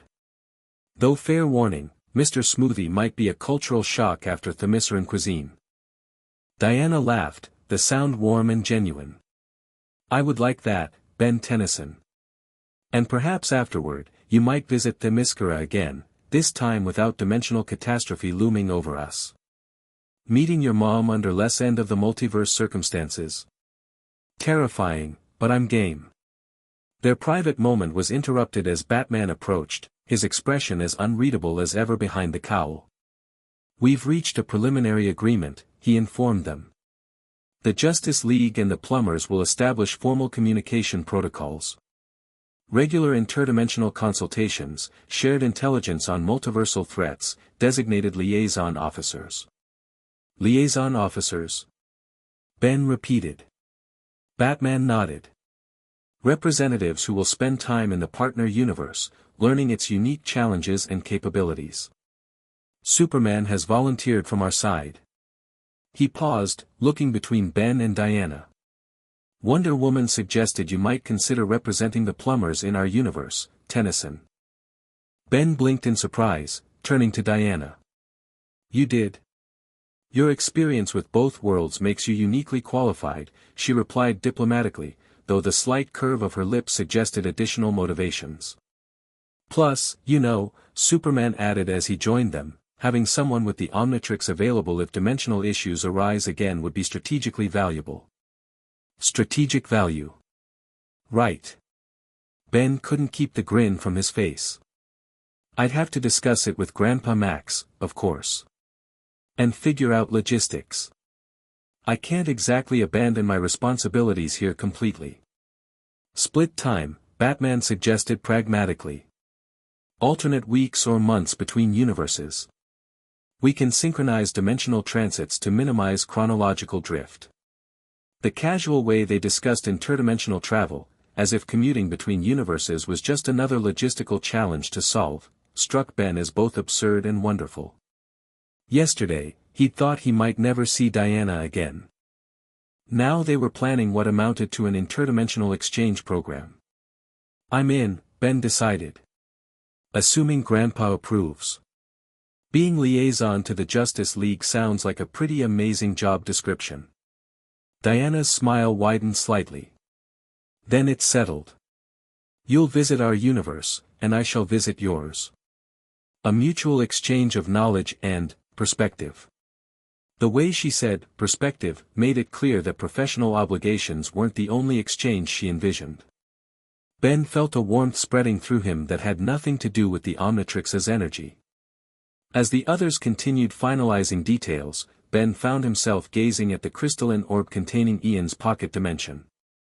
Within it, the Time Walker would spend decades contemplating the multiverse, perhaps even gaining new understanding of the cosmic architecture he had sought to control. Do you think he'll change? Ben asked Diana quietly. Ian, I mean. After a century alone with his thoughts. The nature of immortal beings is complex, she replied thoughtfully. Some grow wiser with time, others more entrenched in their perspectives. She studied the orb. But isolation forces reflection, and reflection can lead to evolution, even for beings who consider themselves beyond such things. Guess we'll find out in a century or so, Ben said with a half-smile. Indeed. Diana's hand found his again. Though I suspect we'll have faced many other adventures together by then. The casual confidence with which she projected their continued connection across decades sent a pleasant shiver through Ben. Here was someone who measured time in centuries rather than years, yet saw him as part of her extended future. Adventures across two worlds, he mused. Sounds like the beginning of something epic. Diana smiled. I believe, Ben Tennyson, it already has begun. And as they stood together, the Amazon Princess and the bearer of the Omnitrix, heroes of different universes united by cosmic circumstance and growing personal connection, Ben couldn't help but agree. Whatever came next, whatever threats emerged from the dimensional shadows or the depths of time, they would face them together. The multiverse might be vast beyond comprehension, universes numbered beyond counting, but somehow, against all cosmic odds, they had found each other across that infinite divide. And having crossed universes once to find her, Ben knew with absolute certainty that no dimensional barrier would ever truly separate them again. Heroes of two worlds, united by something stronger than even the forces that divided their realities, the simple, human connection that transcended universe and dimension, space and time. Not even Ian himself could manipulate that timeline. The end. Thank you for watching this video. Please be sure to subscribe to our channel and like this video.